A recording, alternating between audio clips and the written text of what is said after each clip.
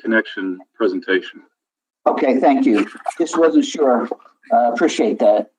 Yes, sir. Okay. It's 6 o'clock, so Jim, if you want to go ahead and start, or if you want to let Rachel do it, either one for the study session.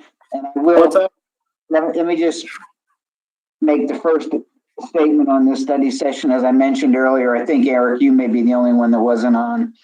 The executive session, the plan right now is to have it follow the council meeting rather than get in it and have to interrupt it and come back. So that's the plan. So if we finish this up early, we'll just have a break. Okay. Thank you, Mr. Mayor. Good evening, council.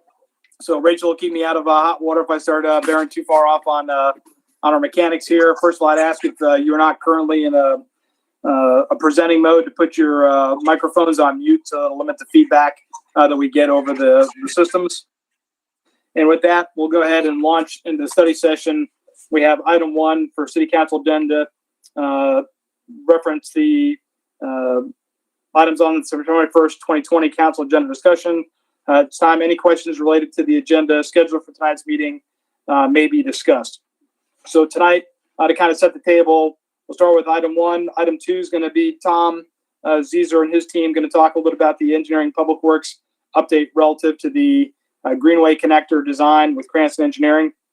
Item 3 is going to be our lease and purchase agreement over at the Country Club Hills property. I know I've talked to a number of you all about that, and I appreciate Rick Meyer and his team for getting me out there. And then the item 4 on there has to do with the boat dock. This is something that Councilman Presnell was pushing on a little bit, and rightfully so. And we had a good meeting last week with Representative Hickson and Senator Young about kind of funding options and what that's going to look like. And then the last thing on there will be the executive session, which we'll do after the full council meeting this evening. So with that, I'll go back to item 1 and talk about to the council, and I will pause here for any questions related to the agenda scheduled for tonight's meeting, which may be discussed.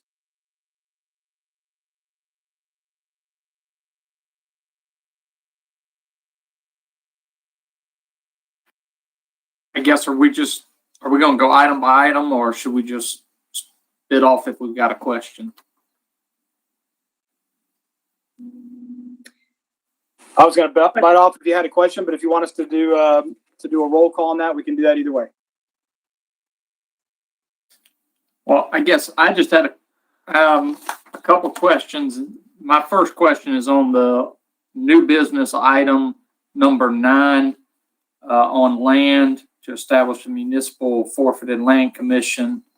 I was hopeful that tonight we would get some additional information on that.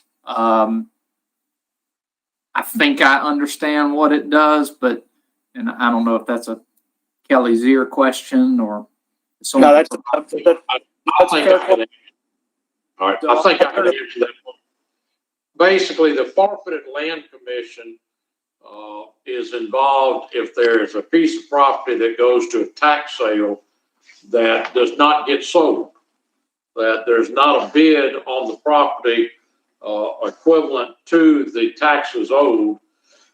And if so, the Forfeited Land Commission takes title to it. It still works very much like a regular tax sale, although the Forfeited Land Commission has title to the property. There's not a formal sale or deed transfer until a year after the date of the sale, where the end of the redemption period. The owner of property at a tax sale, if it's sold at the tax sale, they have up to a year to come in, pay the taxes and penalties and all that are owed on it. But then if it's sold at a tax sale, now they also have to pay interest on whatever the amount of the bid was that a private landowner made, or a private individual made on the property, and then they pay those taxes. They pay that interest. They redeem the property. It's back to them, just as if a tax sale never took place. The Forfeited Land Commission is there where nobody bids on it, or the bid is less than what is owed on it, then the land commission takes title to it, and they then ultimately, after the year is up, they would be in a position to sell it, assign it, use it, or whatever. There's automatically set up in all of the counties forfeited land commissions. There's the right to do it in the cities if municipality chooses to do so. Obviously, we've always had the situation in the past where the county taxes were much more than the city taxes, and so it was very unusual that somebody would pay the county taxes and not pay the city taxes. So we've never had a situation where there was need for the forfeited land commission.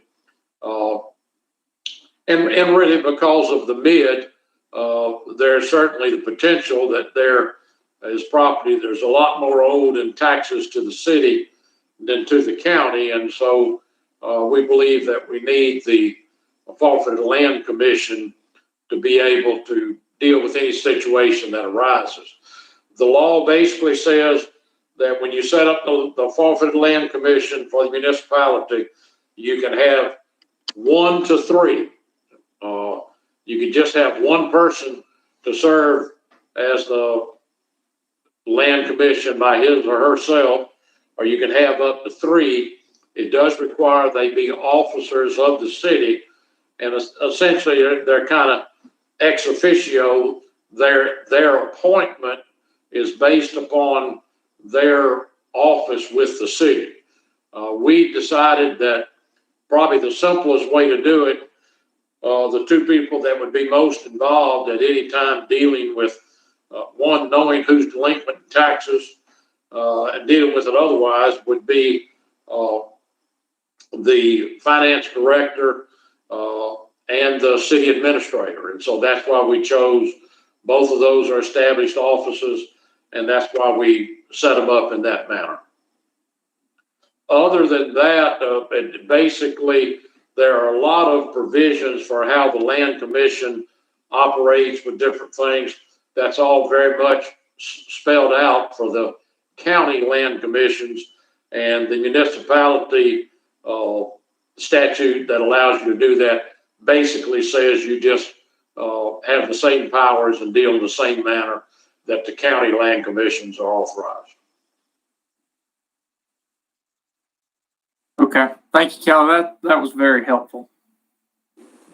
And what Kelly helped bring to light for me as well is that this is kind of a backstop to the tax sale. So ideally, that if a property ends up in default from a tax perspective, that it would go to a tax sale first. And Kelly, correct me if I'm wrong. Would go to the tax sale first for a buyer, and then if the buyer was not available, then the city would be able to use the forfeited land commission as an option to take possession of that real estate. Now, I have one question on that, but did that go back to the city would own the property?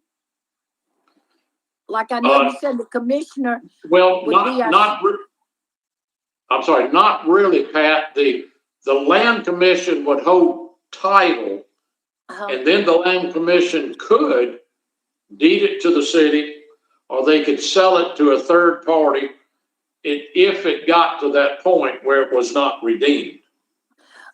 But so you're talking about the land commission would be the city administrator and the finance director. That's correct. So, and maybe this is a stupid way I'm asking, but so would they own the property or? No, the forfeited land commission, which is an organization of the city, would own it. Okay. They are 2 individuals that serve on that committee. So I mean, it's not. It's still a part of the city. Okay. And just because of their positions with the city, they are the ones that have oversight responsibility with it. Okay, thank you.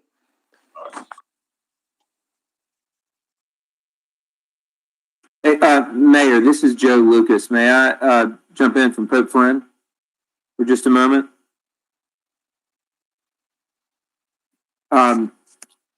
Certainly, Kelly- Joe. I'm sorry, I couldn't find the unmute button. That's fine. So just to add to what Kelly said and to clarify some of that, one of the reasons that we discussed doing this with Cammie and Mayor and Jim, Rachel, and Kelly was the county, if it were the ones managing the its own forfeited land commission, and this land in the mid got into that realm so that the county's forfeited land commission owned it, the statute gives fairly broad powers to the forfeited land commission to be able to sell within a certain amount of time. And for instance, if the county were controlling the whole process, it's possible that a sale could be for significantly less than the value that you're seeking, right? So having Jim and Cammie on this commission, on the Forfeited Land Commission, and having them answering to city council allows the city to maintain proper oversight on the sale.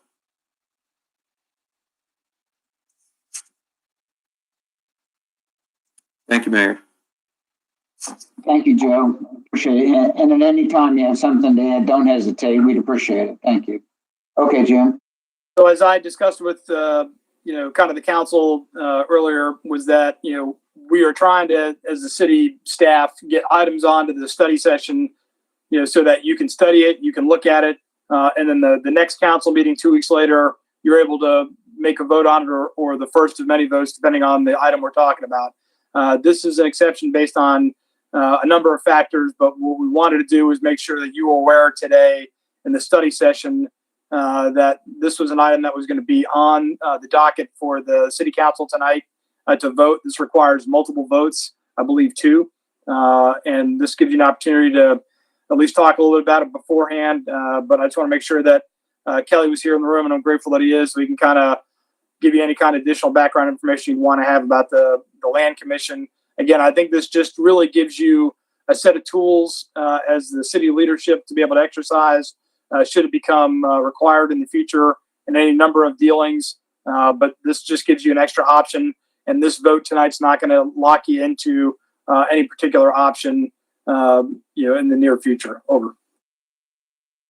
And I Jim, guess I need to apologize because I failed to recall this when we were talking this morning. Very surprisingly, this land commission is set up by resolution as opposed to ordinance. So we only need one reading. And so with the reading tonight, it will be effective. And I know this morning we were talking about it, and you made the comment, and it just didn't dawn on me at that time that this is done by resolution, not ordinance. Okay, Just a real quick who else?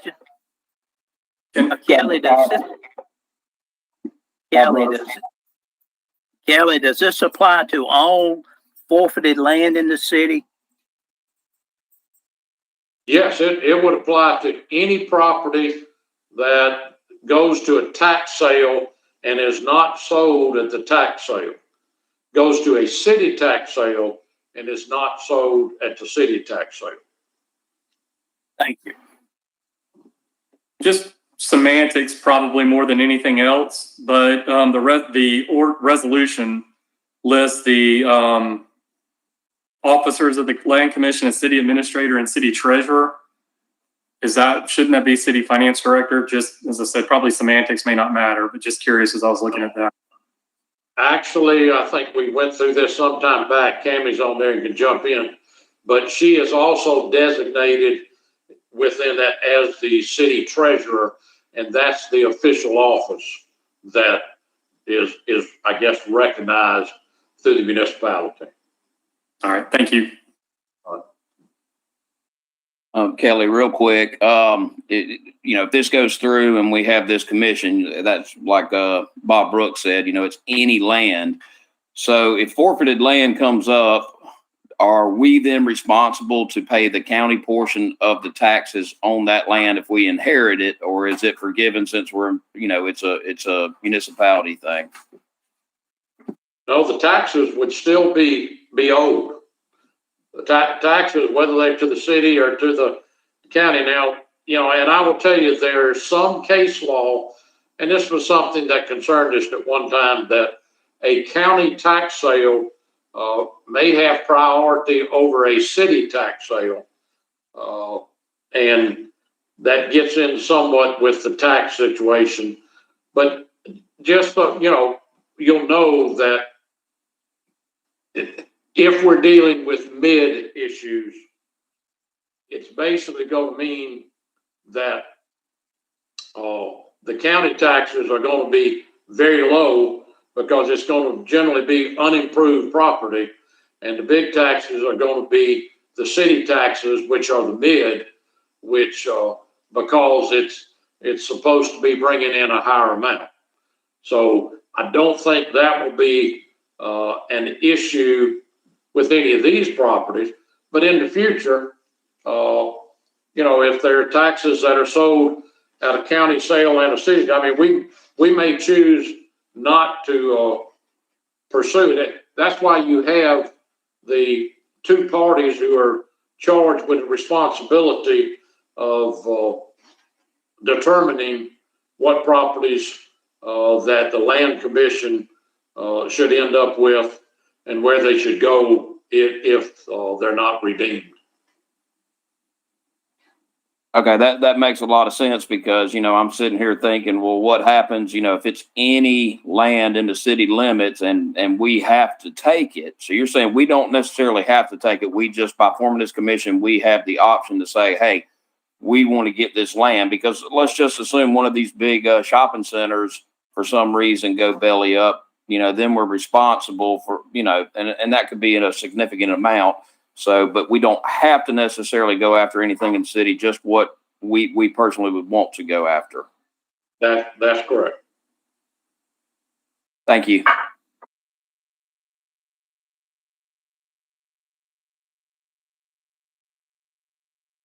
Councilman Toole, I think I saw you had a question earlier about the commission. Is there anything you'd like to get on the table? I asked. I'm good. Thank you. Let me just, and I think it's been discussed, but just to reinforce 2 points is, one, this doesn't obligate the city to do anything. We establish it and then we use it as we wish. Secondly, as I remember correctly, there's a real life situation whereby the property, and you all, Fletcher, I know you're pretty familiar with it, out near exit 1, near the motor vehicle place that the city owns, actually went to tax sale. And we had a little bit of a difficult time getting that from the county forfeited land commission. So I think having that tool for us to use will protect our interests in the future should we need to use it. So it doesn't cost us anything, provides us an option, and obviously it's still ultimately a county council responsibility in being a part of the discussions with Jim and Cammie as it now stands. So,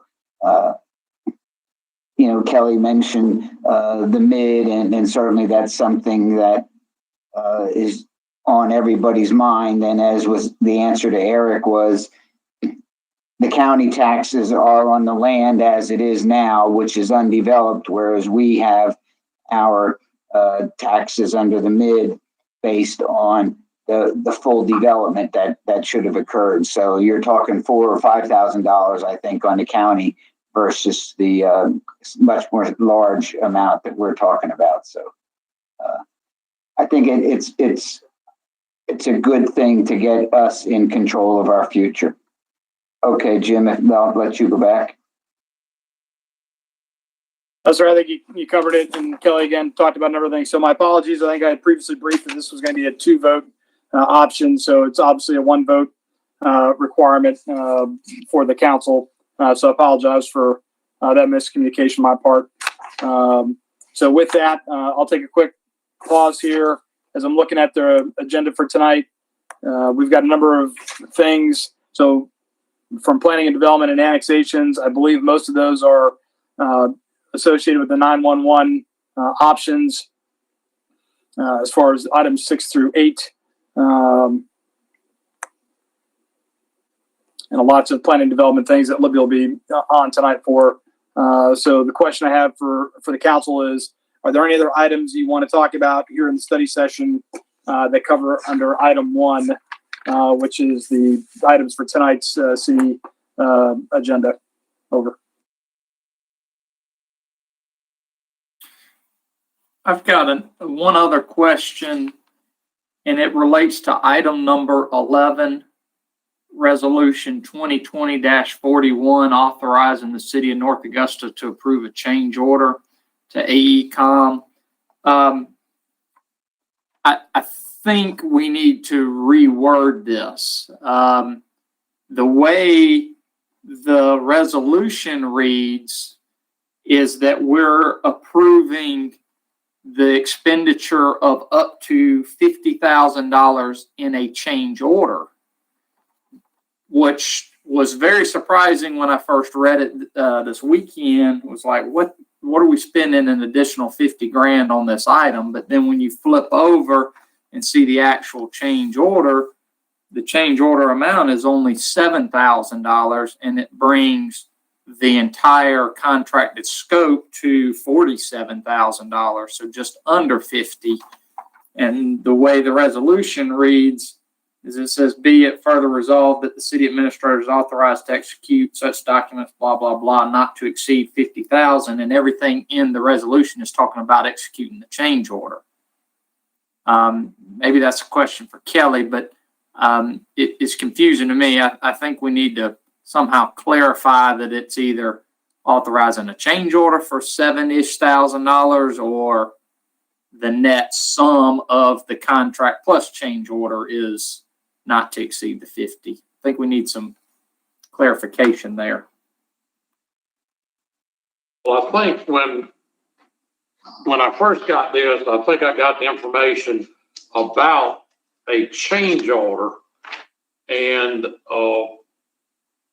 what I asked was whether or not this was going to be within the scope of the funds that had been allotted, and that I felt like we needed a total. And I understand what you're saying is it's got a total not to exceed, and it shows that the change order, I think, is $7,000. I'm looking at this real quick. No, I'm sorry, that's not what that is. But I was concerned about having a total figure as opposed to just having a change order out there that said it's a change order for this amount, and asked that with the change order, what is the total amount? And I understand where you say there that you're interpreting it maybe without the previous approval.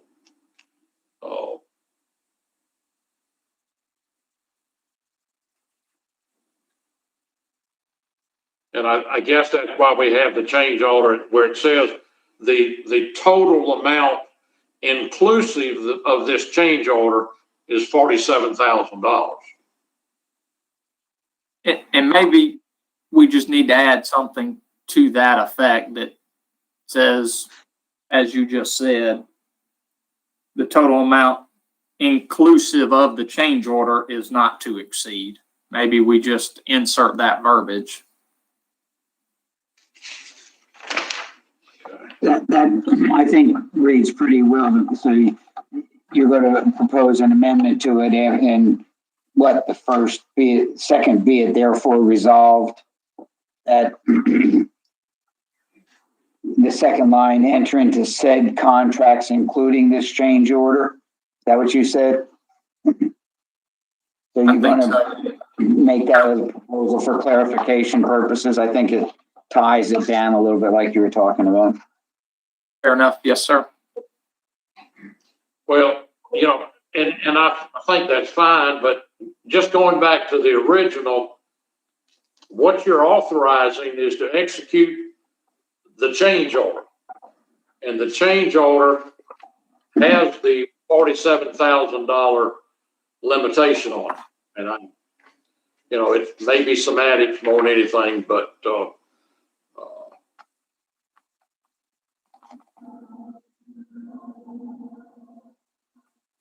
but if the resolution is approved as is, it authorizes the signing of this Exhibit C change order form, which says that the total inclusive of the change order is $47,000.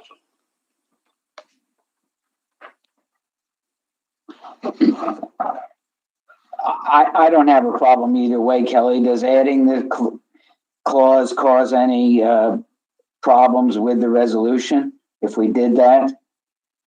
I mean, it becomes a little bit more wordy, but is it an issue? And are we changing? I mean, the other part, this is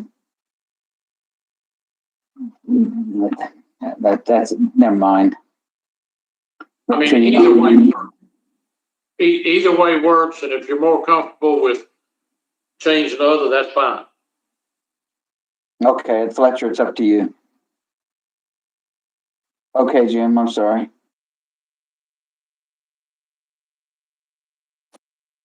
Okay. Any other questions or things you want to press on here with for the items tonight?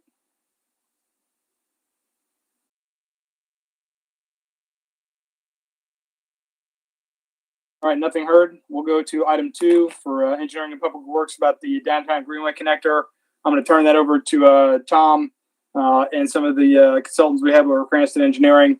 So Tom, if you can give us kind of the executive view and share kind of what the engineering folks are looking at for the connector itself.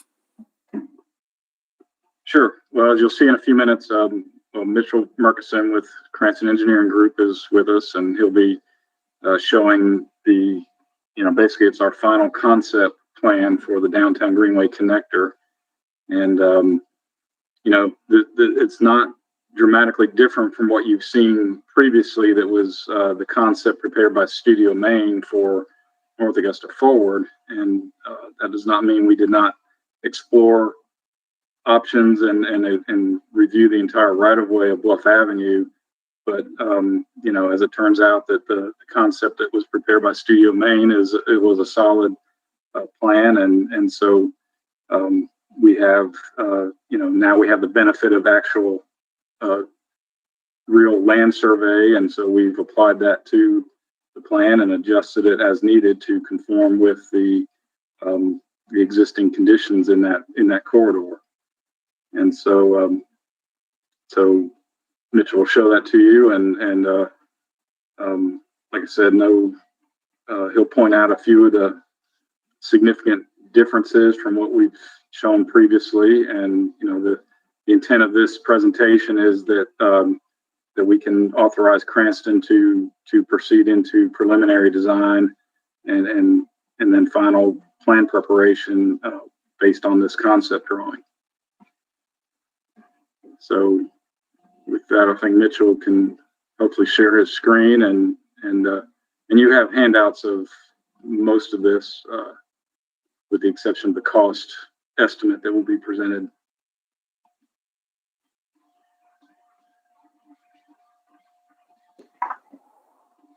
Thanks, Tom. Can everyone see my screen?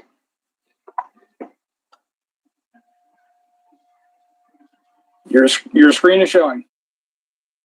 Okay, good. I think I lost everybody, but all right. So you should see a plan sheet, our cover sheet.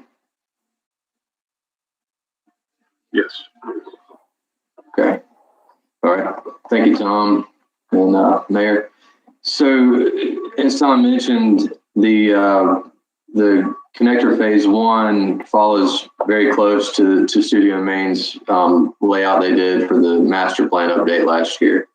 And I'm going to zoom in a little bit just so you can see some street names. It may take a second to focus in, but basically this section follows along Bluff Avenue from Buena Vista all the way to really to Center Street, but the Greenway portion stops at West Avenue, which is, so it goes about 1,800 feet. And then the last little section, it really just rides along the existing sidewalk from West Avenue to Center Street. Okay, I'm going to jump to the plan sheets, which you all should have in front of you. So this section of the Greenway connector is 8 feet wide. And for the most part, we've tried to maintain a 2 foot wide grass verge. You'll see on these sheets, and I'm going to try to zoom in so you can see a little bit better on my screen. But where we got constrained between right of way and existing roadway, we did lose the verge. So on this lower section, it's not here, and you'll see on the next page or two it picks back up. Can everyone see this page?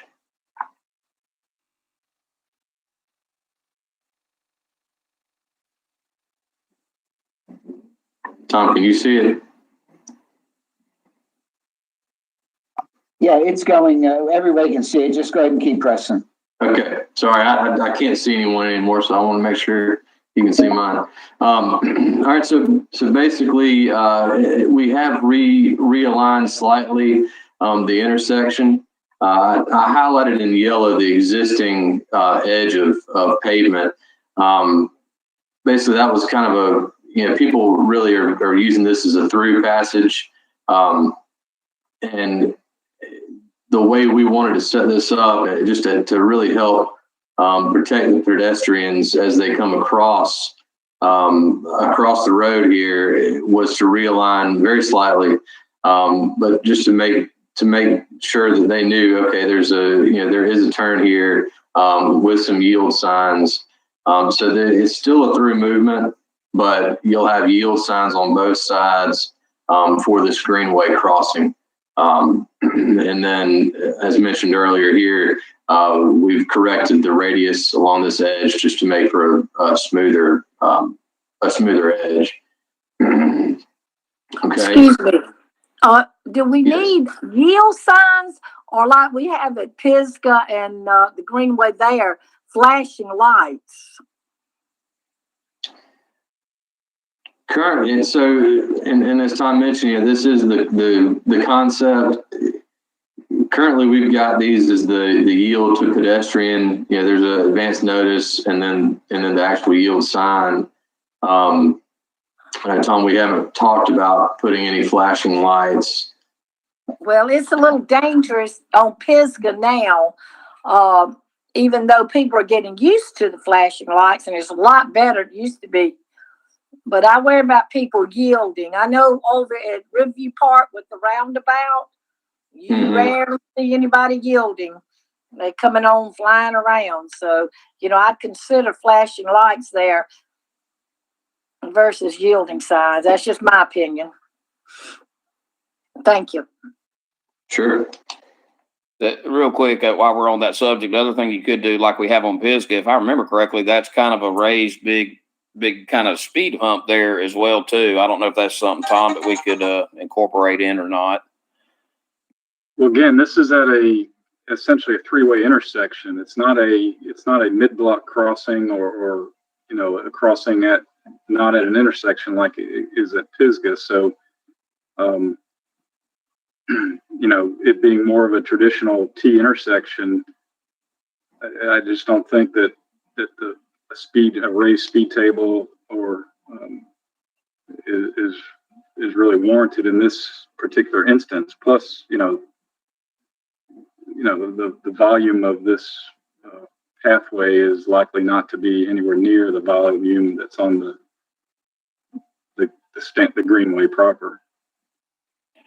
Yeah, and I think, what you said with the yield signs will help because currently there's nothing going from Bluff Avenue on to Alta Vista. I believe you just make that turn. I don't believe there's a stop sign, yield sign, or anything there currently. Is that correct? Right. I think we would more, I think we still need to consider making that an actual stop controlled intersection. I think might be warranted as opposed to a yield. Sure. I agree with that.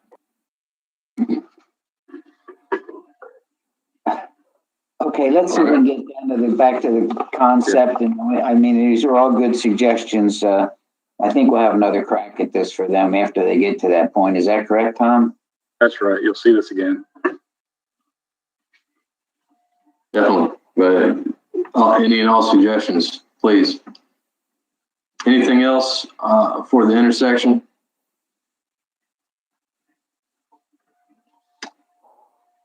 Okay.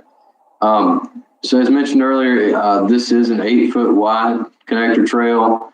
And I know you all know this area. There's a big pond on the north side. And there'll be a relocated fence just to ride along the edge of the Greenway connector. Okay, I'm going to switch to the next page.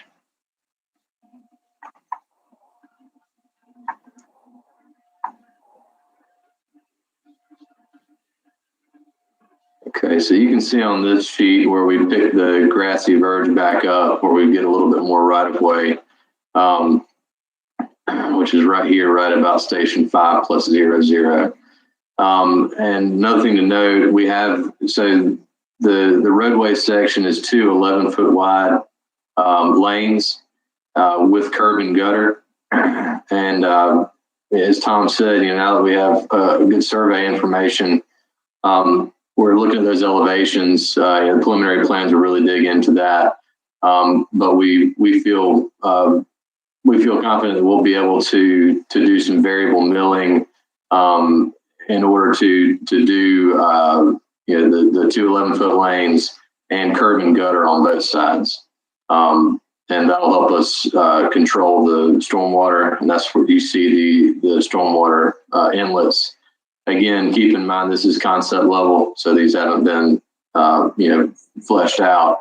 But the idea is there'll be crown road, obviously, in picking up the storm. We've also added or we'll take into account new driveway aprons. Okay.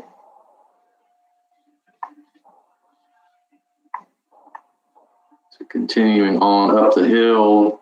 So once we round the corner, we get in really more of the residential area.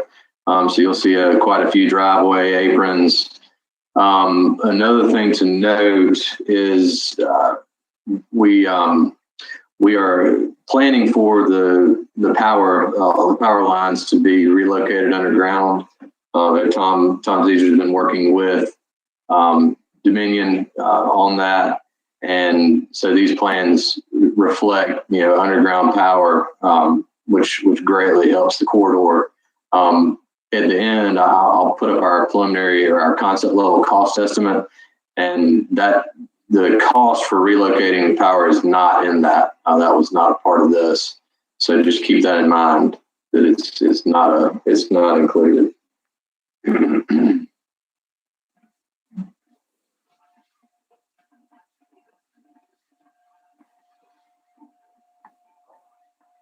Okay.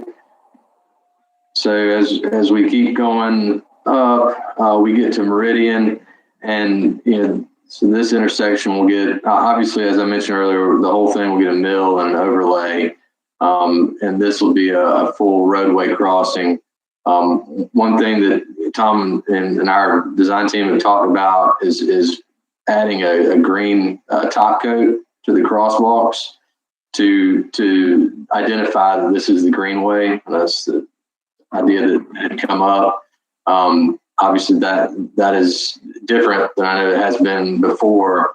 And when we get to West Avenue, you'll see the classic red crosswalk, the stamped asphalt, remains on the other three legs with the green top coat for the greenway. So that's kind of something new that we wanted to run by you all and everyone as an idea.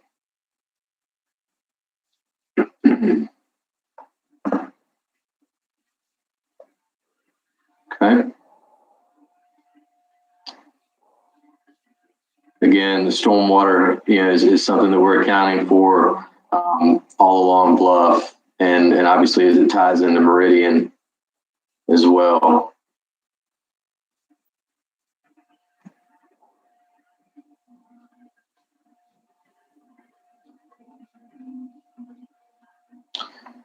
Okay. One thing we try to do, and I'll just mention it here, for example, this driveway, the existing driveway, there are two right on each side of the property line. We've tried to combine some of these into a shared use. So that's something we're exploring, primarily for the north side. I should have used this as an example. Well, there isn't one on this page. Let me jump to the next page.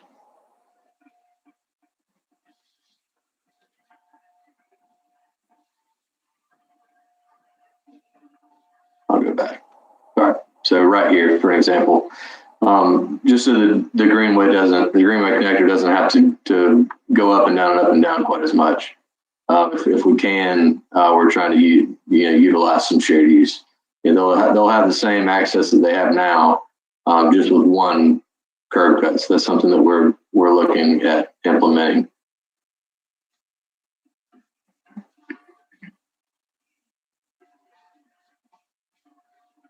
Okay, I'm going to continue on. We also have tied the greenway or tied the curb cuts into some of the existing alleys. This is one between Meridian and West. So we'll extend the curbs down to a radius return. That way, if they want to be extended in the future, they can.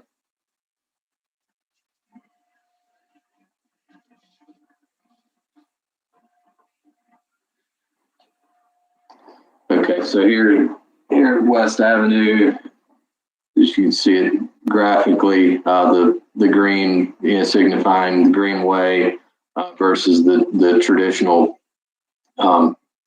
red stamped asphalt for the other crosswalks.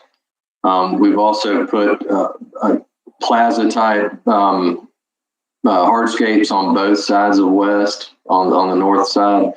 That you all may remember, there's a transformer box here, so we're trying to work around that, but also have good passage for the greenway. So that's something that we're working around and trying to get a little plaza there. And similarly on the northeast side, adding some tree wells and kind of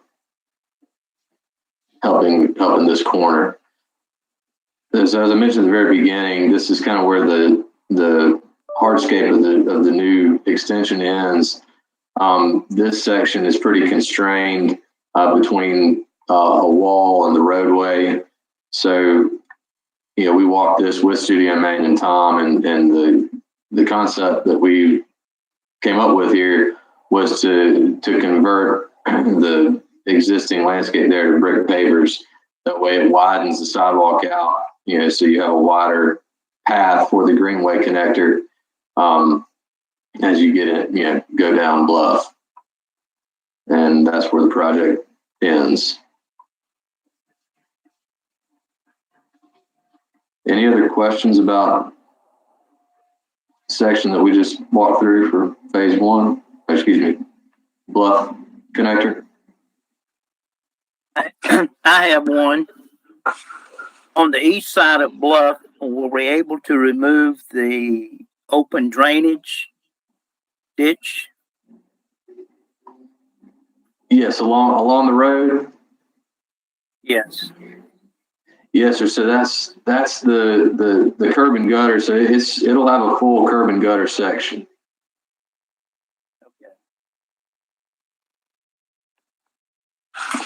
Now, my question is, all the property owners along this way have been notified what's happening?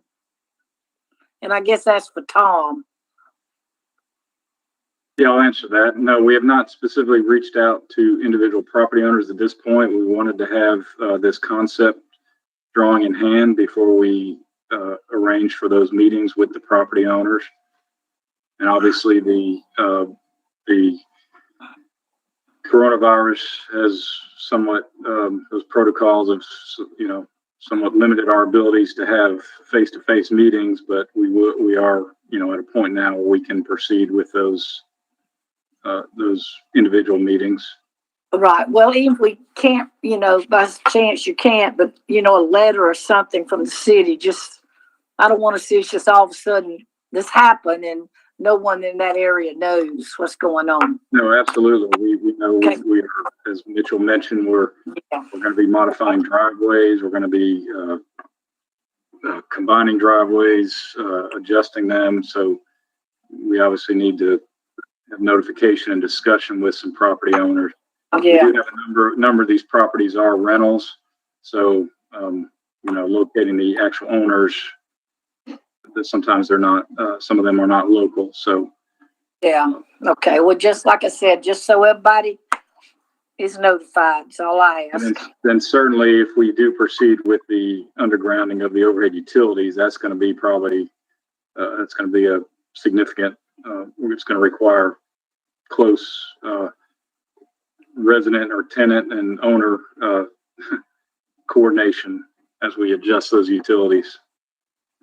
All righty. Okay. Thank you. Hey, Tom, if we do, I understand with Dominion running their part underground, but then that means every home or business on that street then has to convert to underground. Is that that's something that we would pay for? That's correct. Okay. Yeah, we would have to make in the case of electricity, we would have to perform revisions as needed to their services and install the underground conduits for Dominion to pull those new services in.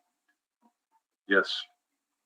All right. I'm sure that's, I know it would look nicer, but that's just from the standpoint of going underground to the meters. That's a lot of cost right there. And I don't even know what Dominion's charging to run the primaries under. Now they're talking about running the primaries underground, correct? Getting rid of the poles altogether and running the primaries underneath. Correct. Does that, and we also would Comcast and Bell South have to do the same? Yes. Okay. Thank you.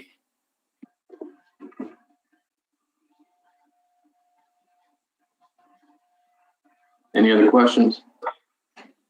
I don't have any questions, but I like the concept. As Bob asked the question about getting curbs along there and eliminating that hazardous ditch is a great plus for this project. Something that is well needed, and from my perspective, it looks good. Obviously, there's a couple of things you have to deal with property owners and things in the future, but from my perspective, I think it's what we're looking for, and let's proceed. But I'm certainly would like to just listen. I'd like to ask, and this is probably a question for Tom. Mitchell made the comment that the lane widths are 11 foot wide. To give people perspective on that, do you know other city roads that are that scale, that are 11 foot wide lanes? What is West Avenue? It's pretty narrow. Is it 11 or is it smaller? It's no more than 11. It may be 10-foot lanes, the lower end of West Avenue between Clifton and, between Clifton and Bluff Avenue.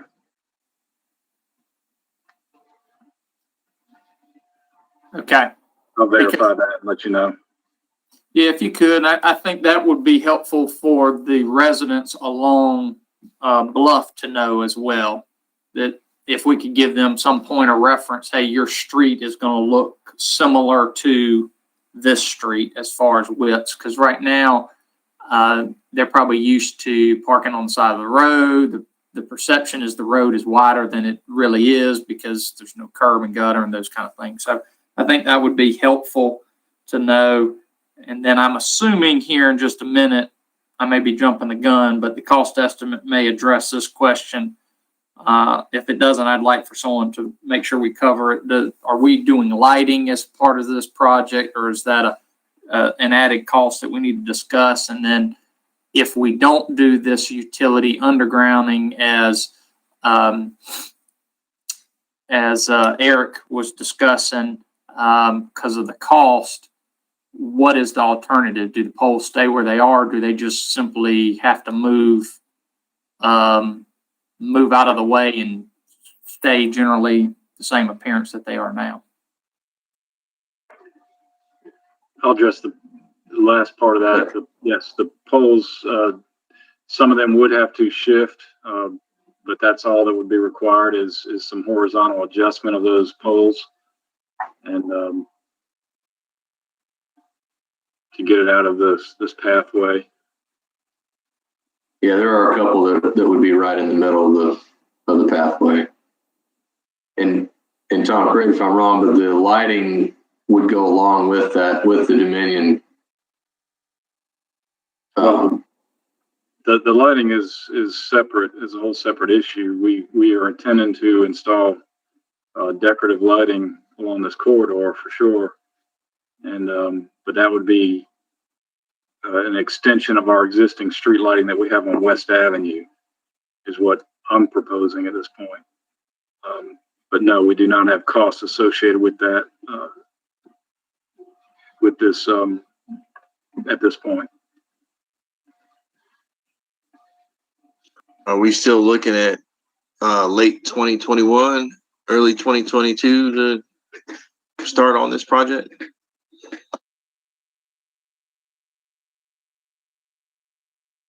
I certainly think that's possible, assuming that we can get the funding allocated as needed. Some of that's a function of it's a lot of that's tied up in sales tax 4. So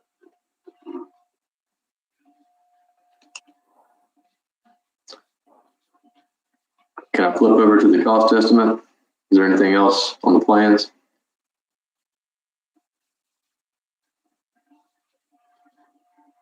yeah, go ahead and go forward.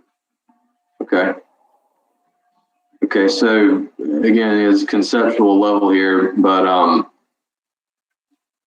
this is the cost estimate, and in comparison to the master plan by Studio Maine, I believe that one came in with contingency about 1.2. So our concept level estimate's a little bit less than that, just slightly. But as Tom mentioned, with the underground electricity and then adding lights, that would adjust this.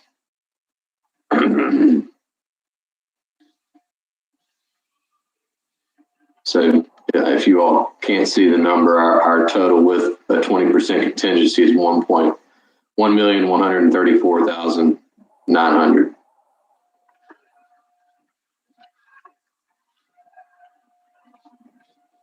So for me, the takeaway here is that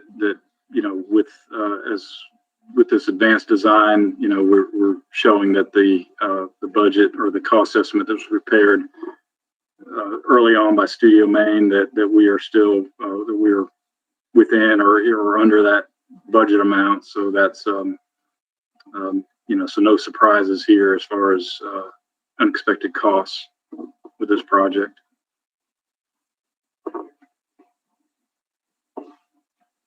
I like the concept. Let's move with it.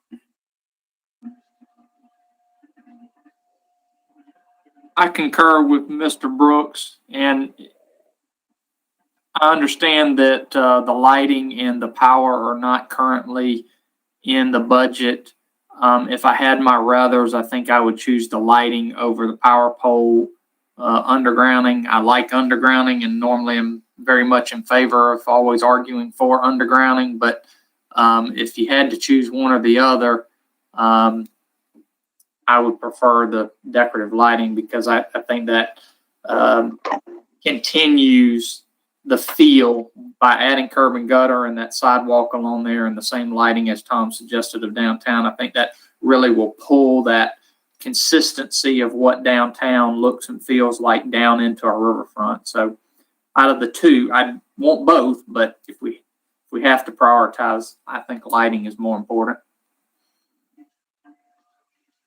I would agree with you. I mean, on the lighting, I just, you know, the electrical portion, I mean, Tom, I don't know if you could get with Dennis or whoever, one of the engineers at SENG or, excuse me, Dominion, to see if they have a cost estimate. But I mean, that's a big undertaking to go underground. I don't know what it was when we went West Avenue and Georgia Avenue. I guess that's been about 15, 18 years ago. They did underground, but I mean, I'm sure it's going to be a very hefty cost to go underground utilities. You know, if it was already, if there were no houses there where you didn't have to tie back into customers' houses, you know, it might help the cost some, but I just have a feeling that's going to be a pretty big added cost. And, you know, hopefully you can get in touch with one of the engineers and maybe they can give us something, you know, to say it's worth this much. We already have that information from Dominion Energy. So we have their estimate in hand. Okay. I mean, I love the concept, but I guess that's going to take some further discussion before we can say go through it or let's get started, I'm assuming. Okay.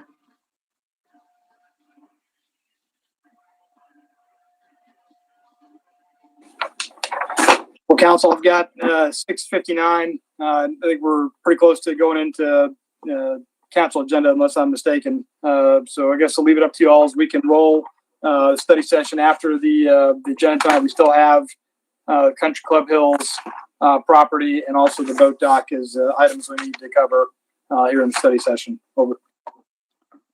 Yeah, I think we ought to recess this meeting, if that's a correct word, until after the council meeting, take up item 3, and then subsequent to that, go into executive session, at which time we expect after the executive session, there will be no action taken, and I will mention that again. But Mitchell, I appreciate your explanation. It looked, I think you've heard most people are pleased with it.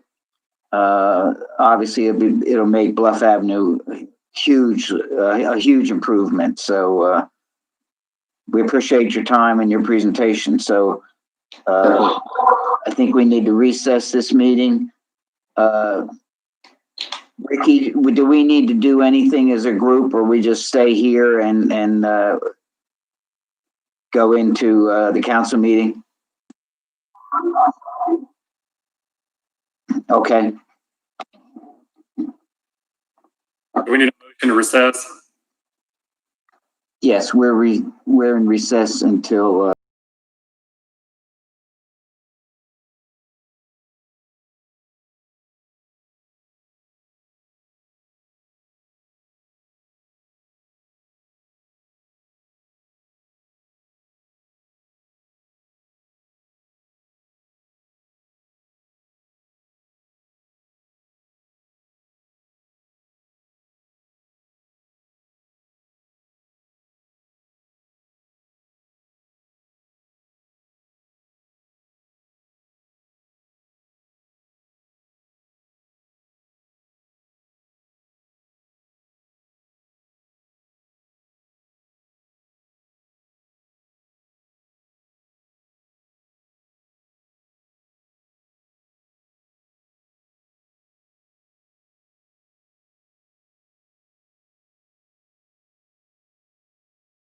I ask you to rise if you're able for the invocation and the pledge.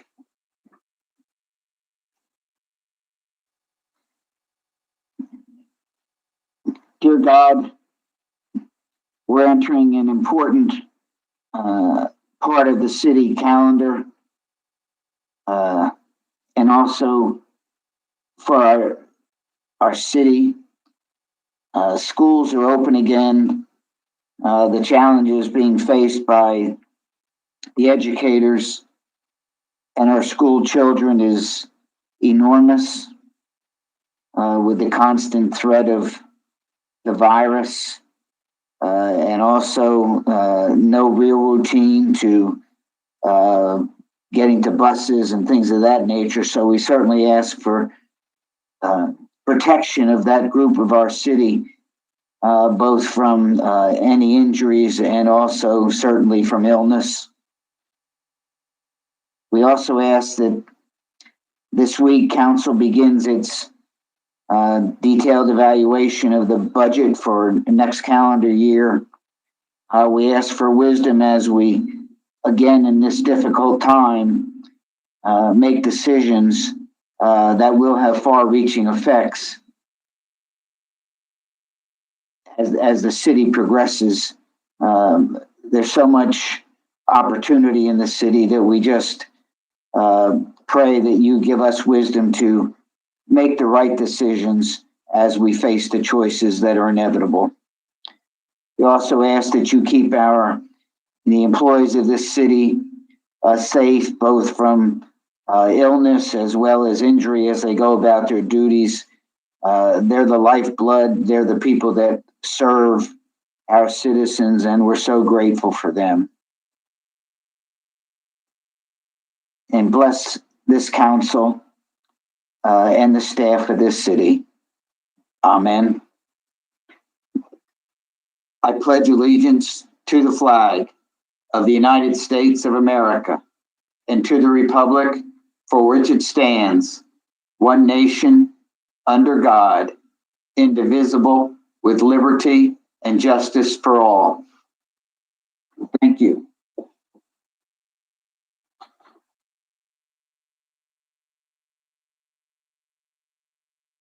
Heck of a time to check to see if my microphone was on.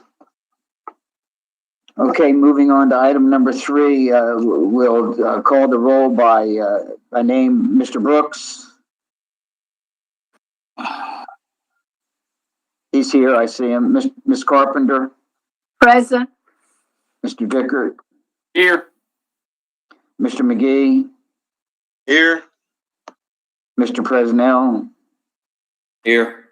Mr. Toole. Here.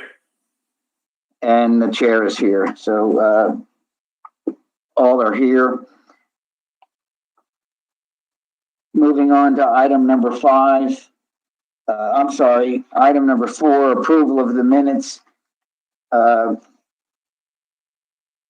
Through an omission, the regular meeting minutes of August 17th were not provided. So I'd ask for approval of the virtual study session minutes of August 17th and the virtual special called study session minutes of August 31st, 2020. Without objection, they'll stand approved. And we will take up the regular meeting minutes of the August 17th regular council meeting at the next meeting for approval. Any objections? Okay. Moving on to item number 5, Planning and Development Ordinance number 2020-19, amending Article 4, Supplemental Use Regulations of the North Augusta Development Code, Chapter 18 of the City of North Augusta, South Carolina Code of Ordinances. This is the second and final reading. Do I have a motion to approve this ordinance on the second reading? So moved. Ms. Carpenter, Mr. Brooks, second. Ms. Lamar, were there any citizen comments? No, sir, there were no comments. Thank you. Council, any comments?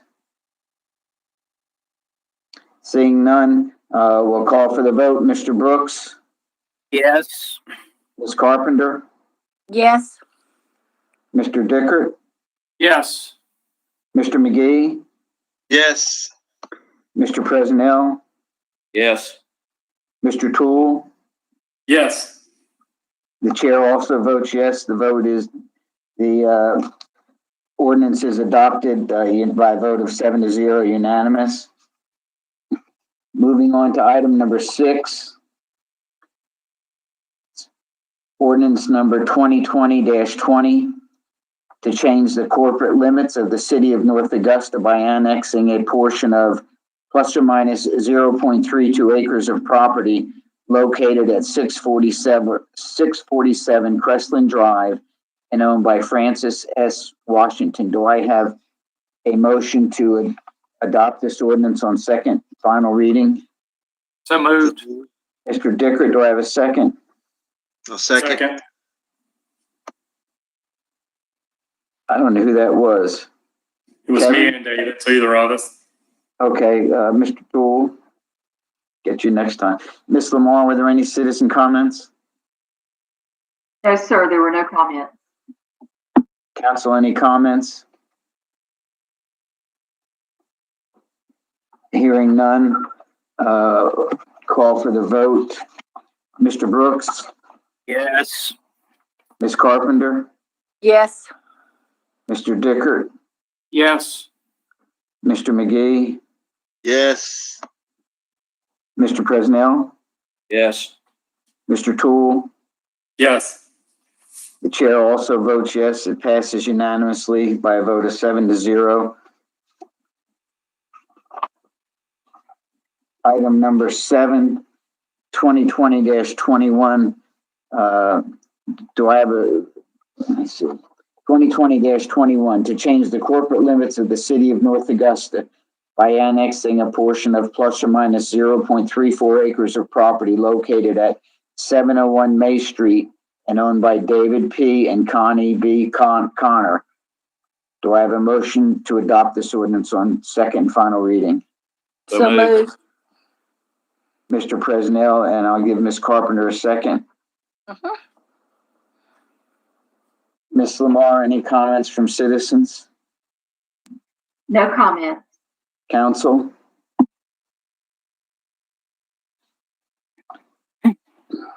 Hearing none, call for the vote. Mr. Brooks? Yes. Ms. Carpenter? Yes.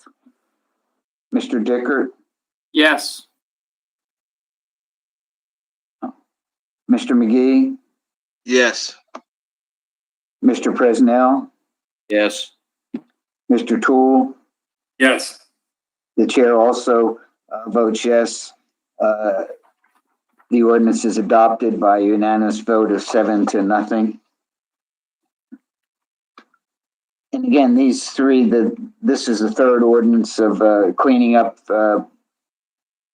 city boundaries related to the enhanced 911 system coming up. So this is, number 8 is ordinance number 2020-22 to change the corporate limits of the city of North Augusta by annexing a portion of plus or minus 0.25 acres of property located at 709 May Street and owned by Betty Jane Daniel.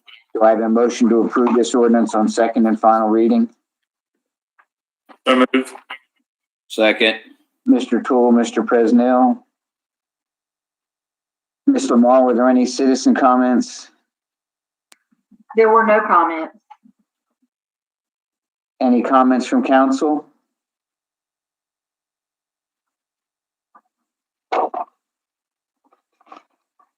Seeing none, call for the vote.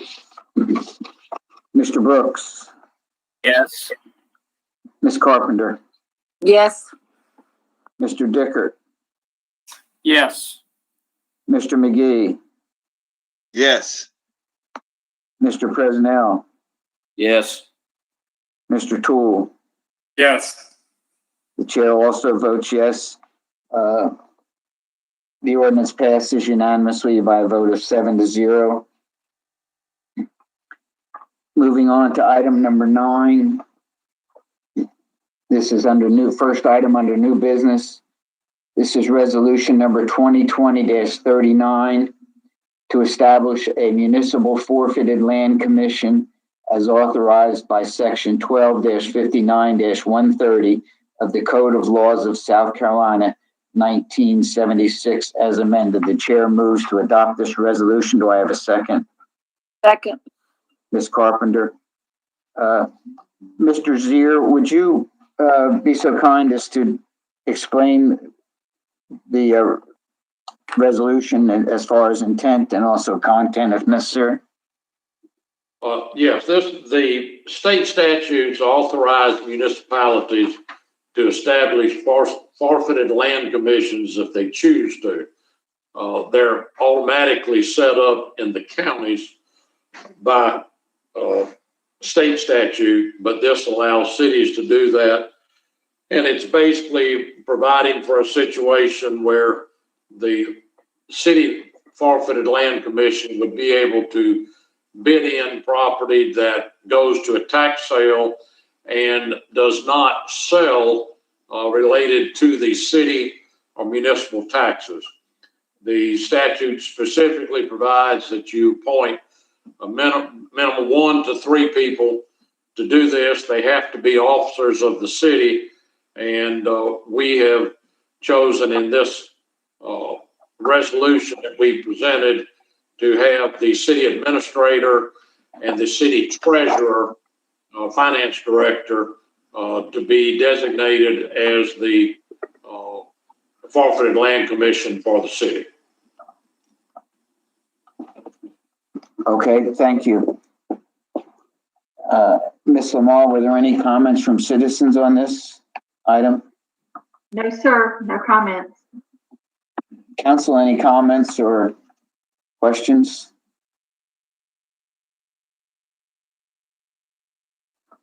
Okay, seeing none, we'll proceed to the vote. Mr. Brooks, Yes. Ms. Carpenter, Yes. Mr. Dickert, Yes. Mr. McGee, Yes. Mr. Presnell, Yes. Mr. Toole. Yes. The chair also votes yes. The resolution is approved by a vote of 7-0 unanimously. Thank you.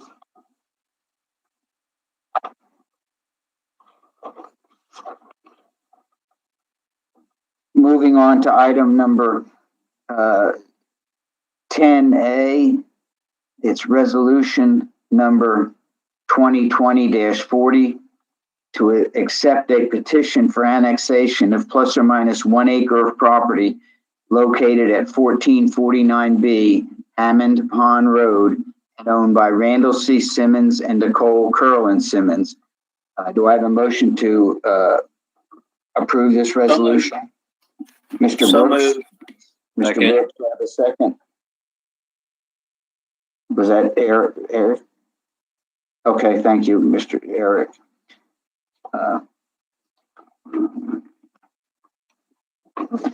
This is Libby, do you want to talk about this? Or you want me to just, I can answer any questions if you have any. This again is, I guess, a step as Mr. Brooks is concerned continually about closing a donut hole and straightening out the city boundaries, although this doesn't exactly straighten them out, but it provides the opportunity. Is that a reasonable statement? Yes, so this is part of a neighborhood that we began activating a number of our annexation agreements in this area over the last year. Is this related to utility service, water? Yes, so they do receive utilities from the city. Okay.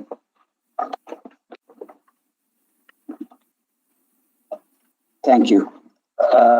Ms. Lamar, were there any citizen comments? No, sir, there are no comments. Council, any comments? I just have a comment. Libby, do we have more of these coming for this street? That would be at the administration and council's discretion. Are there more on the list to come? So I don't have any currently, but Okay. as we get more annexation agreements, you and administration get to choose which ones you would like to activate. Could you say that again, Fletcher? I didn't hear what your question was. My question was, do we have more of these annexations coming on the street from already having annexation agreements when they become continuous with the city? Because I'm like Bob Brooks. I want to see us closing donut holes, and this is a street that I feel like is a priority area for us. Yeah, I think that's a pretty strong feeling amongst all of us, particularly where the utilities are provided. And if there's a transfer, then I think it becomes mandatory, I think, in most cases. So, okay.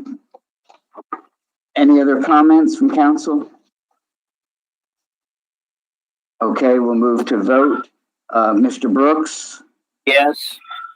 Ms. Carpenter? Yes. Mr. Dickert? Yes. Mr. McGee? Yes. Mr. Presnell? Yes. Mr. Toole? Yes. The chair also votes yes. The resolution is approved unanimously by a vote of 7-0.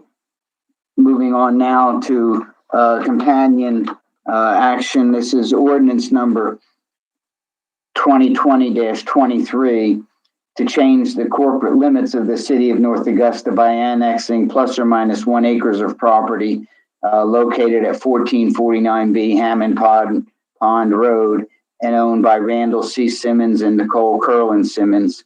Do I have a motion to adopt this ordinance on first reading? So moved. Ms. Carpenter, do I have a second? Second. Mr. Presnell. The same piece of property, just we accepted the petition. Now we're going to change the corporate limits. Ms. Lamar, any comments from citizens? No, sir, there are no citizen comments. Thank you. Council, any additional comments or questions about this action? Okay, hearing none, we'll go to the vote. Mr. Brooks? Yes. Ms. Carpenter? Yes. Mr. Dickert? Yes. Mr. McGee? Yes. Mr. Presnell? Yes. Mr. Toole? Yes. The chair also votes yes. On first reading, the ordinance passes by a unanimous vote of 7-0.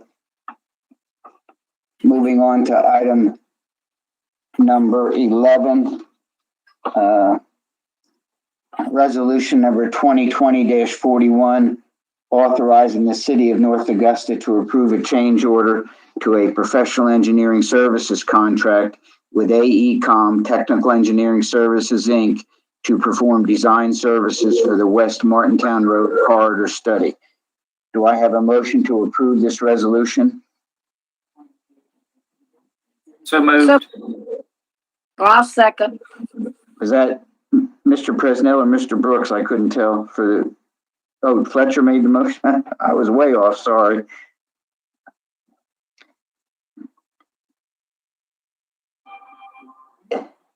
Any citizen comments, Ms. Lamar? No, sir, no comment. Council?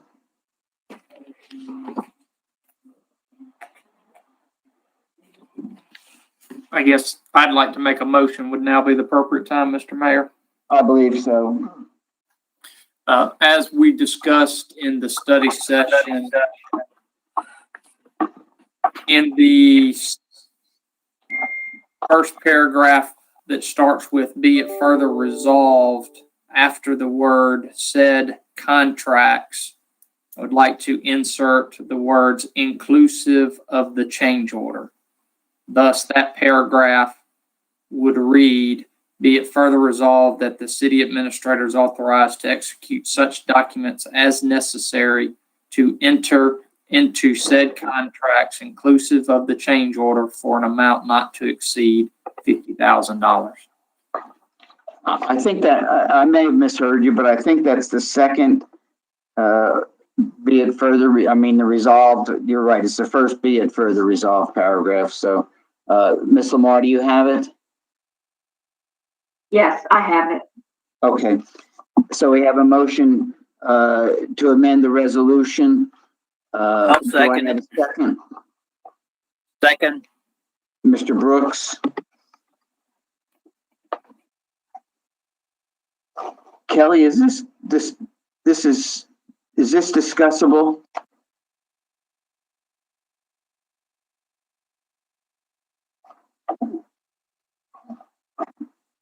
Well, you asked me, that's a proper amendment that has been Okay, proposed, yeah. so, okay, got a motion, and a second to amend, resolution number 2020-41. Any council, comments? Obviously, in our venue, virtually, we don't have the opportunity for citizen comments. So first, vote will be,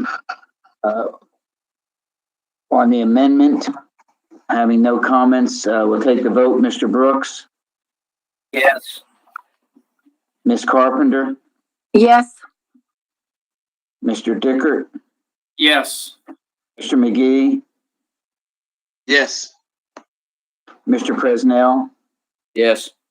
Mr. Toole. Yes. Chair also votes yes. The resolution is amended by a vote of 7-0 unanimously. Now to call the question, Council, are there any comments on the amended resolution?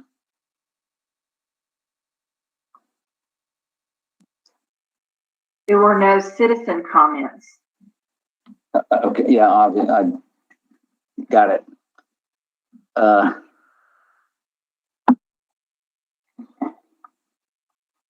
Council, are you clear on the resolution as amended, or I will read the paragraph that was amended just for clarification. It says,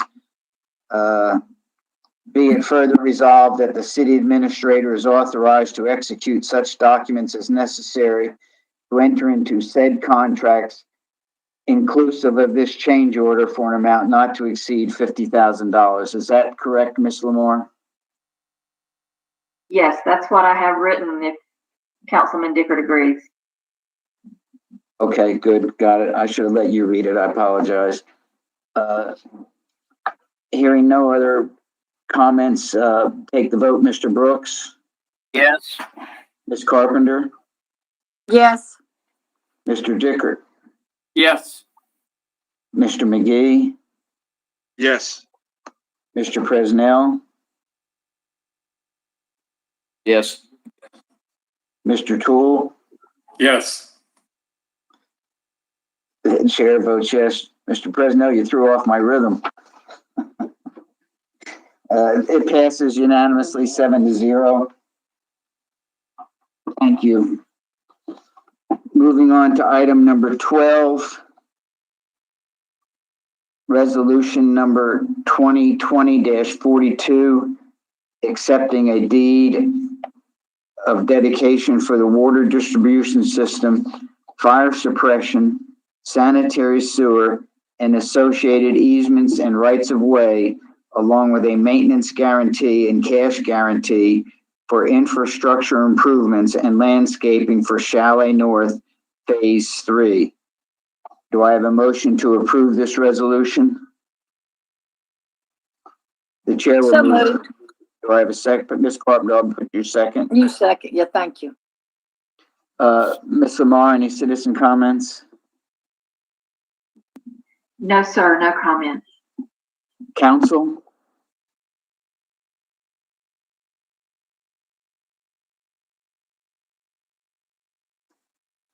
Hearing none, call for the vote. Mr. Brooks, Yes. Ms. Carpenter, Yes. Mr. Dickert, Yes. Mr. McGee, Yes. Mr. Presnell, Yes. Mr. Tool. Yes. The chair also votes yes. The resolution is approved unanimously by a vote of 7-0.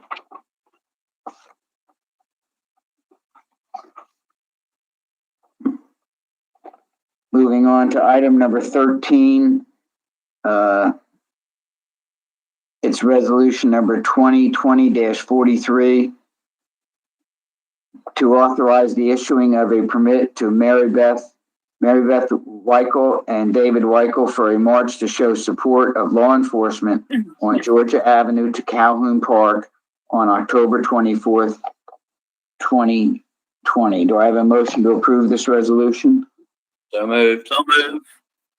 Mr. Presnell, Mr. Brooks, I'll give you a second. Yes, sir. Ms. Lamar, were there any citizen comments? No, sir, no comment. Okay, thank you. Council, any comments? Yes. Where will it start on Georgia Avenue? Down by the municipal building? That's my understanding from the application. Okay. Mayor, I know we spoke about this a little bit the last time we had, I guess that was back a few months ago with Randy Mitchell's.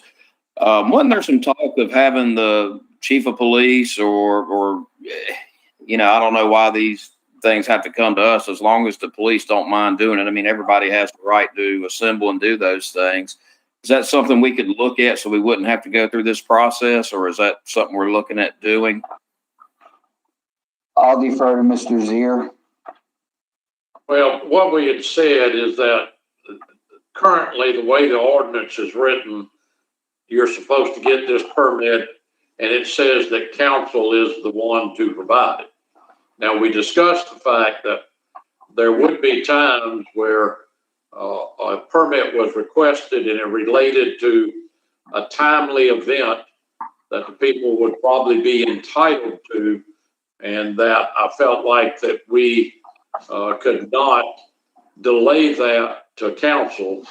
And generally, we would try to run that through the public safety director, maybe the city administrator, because we're talking more of anything of a scheduling type thing.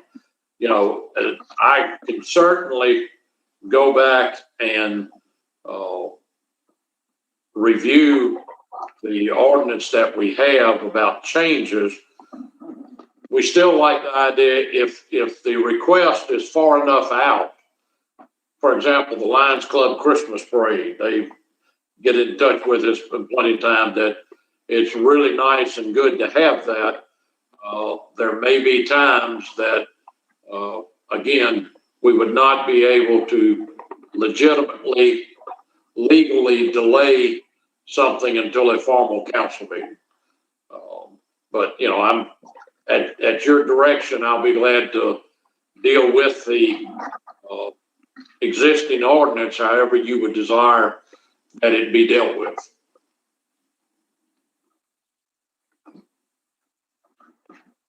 I think the thing we're thinking at this time, since the ordinance says that the responsibility or the right to approve comes to you as council, that any time that there is sufficient leeway for us to put it on a council agenda for you to deal with, I think we certainly have to do that until or unless there's a change in the existing ordinance. I guess my concern isn't so much that, but I mean, we're not going to pick one group be able to do it and the other group not. And I mean, to me, that's the fair thing to do, and I would, give anybody that right. Unless it conflicted. Maybe, let's say we were having a Jack-o'-lantern Jubilee this year and they wanted to do it on that date. I could see where that's an issue, and that's more of a scheduling thing for the administrator. I just, at the end of the day, I mean, me personally, I'm not going to tell somebody they don't have that right, but, you know, as long as it's okay with the chief. And I guess that's why I'm saying, you know, but I do understand, you know, that's how it's written. And also, Eric, and I get if Rick is on board, also the permit, if property is tore up by chance in any kind of march or anything, to me, I think he told me whoever is asking for the permit, then they're taking sort of that responsibility of the property they would be on. So Certainly, there's some of that. I think we've talked when you're dealing with a demonstration or parade that's going to use the roadway and police are going to have to block. It's definitely got to come through us, and we've got to approve it. And then not only a conflict, as you said, like with the Jack-o'-lantern Jubilee, you could have conflicts with two groups, maybe even two competing groups requesting, and we need to be able to schedule and deal with those things. So I think there's a very definite need to have some process. We may need to work on it a little bit. Miss Pat, I can address the comment that you just made, and Rick can jump in as well.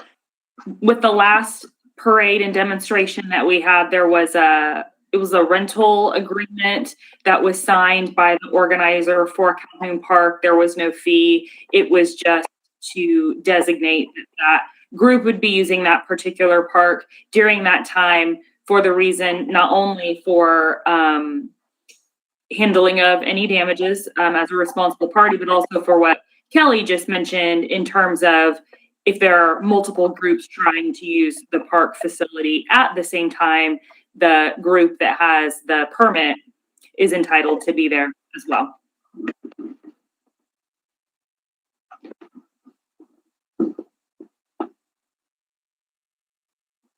Okay. Any other discussion?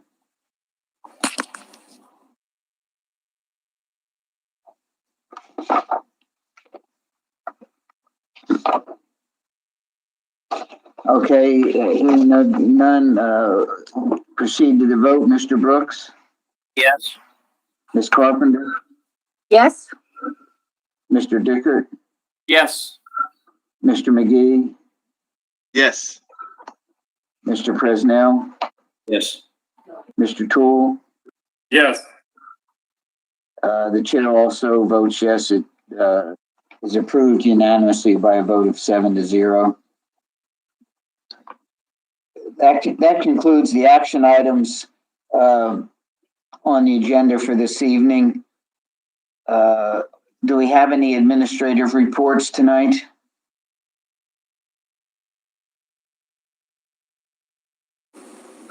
No, sir. Okay, thank you. Were there any comments from citizens, Ms. Lamar, tonight? No, sir. There were no comments for this evening's meeting. Okay, thank you. Council, any comments? Mr. Brooks? Ms. Carpenter? Mr. Dickert, no. Mr. McGee? I was just going to say that I understand that they had the first official event at the amphitheater this past weekend, and I believe it all went successful. I was out of town, but I heard it went very well. Rick, did you have any feedback on that? Yeah, no, all went well. We had a little minor issue with a breaker tripping that we'll be checking out this week, but other than that, I think I've had no complaints from Grace United Methodist Church, and looked like they had a nice crowd there. what was the event, Rick? Grace United Methodist Church held a worship event Saturday evening at 7:00, and they had a praise band playing there. Rick, do you know, I'm hearing through the grapevine, but you'd probably know if it's official yet, but have you heard of any other events that are upcoming? Absolutely. We have a rental this Saturday, is a karate graduation for Premier Martial Arts. And then Southbound Smokehouse, but basically Friends with Benefits. George Clausen has requested about 6 dates. The first one being October 22nd with some concerts coming up. Great. Sounds good. Thank you, Rick. Mm-hmm. Well, I can comment a little bit about the event Saturday night. I thought that the breaker flipping, or whatever you call it, was timely because the event was about over. The issue that at least became apparent to me, I was in attendance, and I don't know the answer. I'm just telling you that there was a praise band playing, which, as you might imagine, had the volume on their amp turned up. People eating outside of Southbound were certainly aware of that. And then when the praise band wasn't playing and people were talking, the amplifier from the band at Southbound certainly intruded to a certain extent. So when they're both playing, it didn't matter because you could hear the one you were closer to. And I don't know the answer. It was just an observation that I can make. So, okay. Any other comments, council? I would just like to bring up. I got an email today related to drug overdose and public education. There's going to be an event at the Pomona this week. The goal, obviously, of this group is to get more people into treatment and recovery now before suffering and tragedies go. They do have now an employee on staff who's fluent in Spanish, culturally competent, and is an added resource. This event is Wednesday, Thursday, and Friday, 9:30 a.m. to 2 p.m. It can be anonymous, confidential. They'll come to the car if people don't want to get out. And I'm not familiar with these, but Narcan and Teria will be distributed, I guess, for people who may need them, and also for people who care for someone who's at risk of a drug overdose. As I think all of us are, I think, sensitized to the fact that our public safety individuals are at a continual and almost constant risk of responding to drug overdoses. The information I got today was that they're mixing one or more drugs with obviously outcomes and experiences that we would hope wouldn't happen. And we certainly want our public safety officers to remain safe and healthful. So the title of the flyer was "The Opioid Epidemic is Affecting North Augusta," and it's hopefully where we can learn what we can do to save a life. So I'm hopeful that the Star will have an event and that it will be publicized. I know the chief has been advised of it and is a part of that discussion. So I have nothing else. If there are no further thoughts, before I adjourn the meeting, remind everybody we're going to stay online.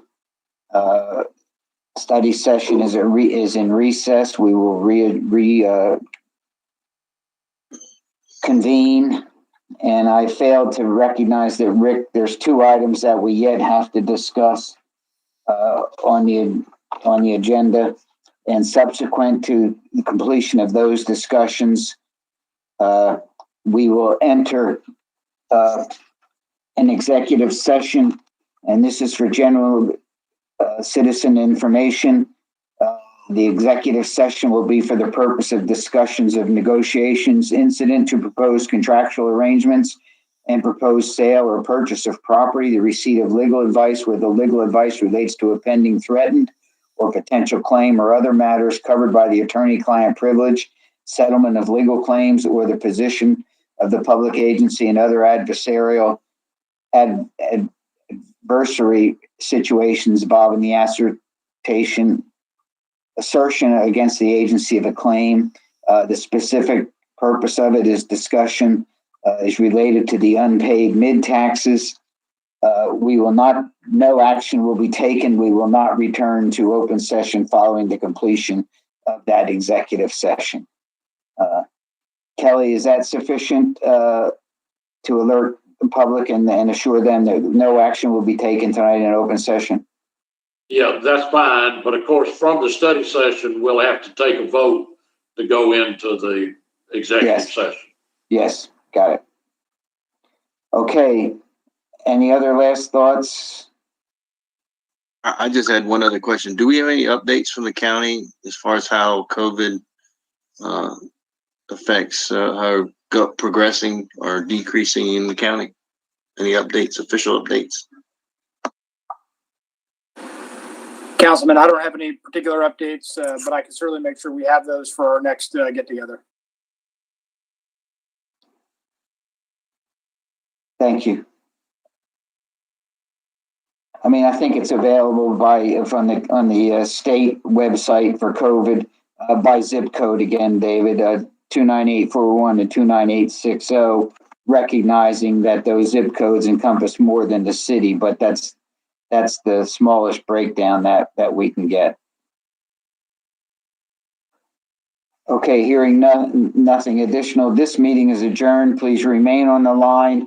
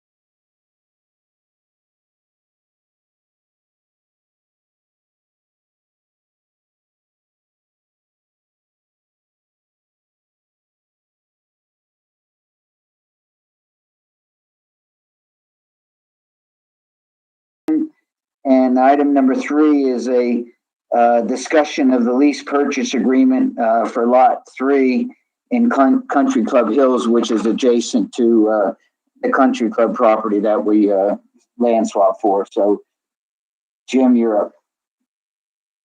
Thank you, Mr. Mayor. So for the council members, I had the benefit of, Rick and his team taking me out to the Country Club property to see, what the shape of the property was in, to see how that was looking. And then we also went and looked at the house that's in question here this evening. So, the bottom line is that house is not in good repair. I believe there have been some previous discussion last year about potentially putting a caretaker or public safety officer out at that residence. I'm here to tell you that's not a viable option. The house is not in a state where it could be utilized. Matter of fact, when a building inspector went out there to take a look at it, he fell through the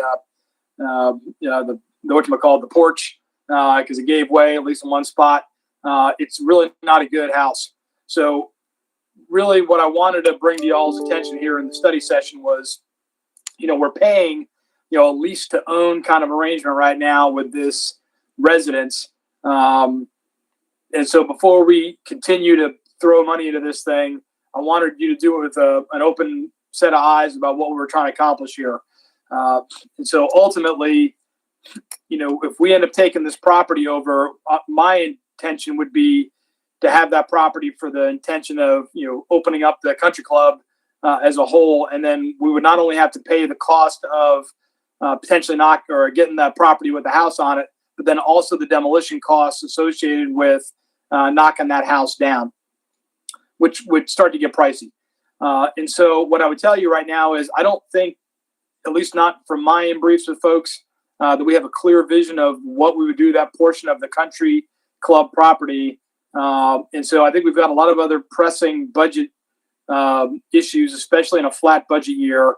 And so as we look at it, we either have the option of continuing with the lease that we have, or letting the lease lapse and then saving our money for other budget priorities as we go forward. So if you think that the city's putting money into this project, if you will, to maintain this house for us to be able to put a person in there, I'm here to tell you that's not possible in the current condition that house is in, and I wouldn't recommend we put anybody in that house.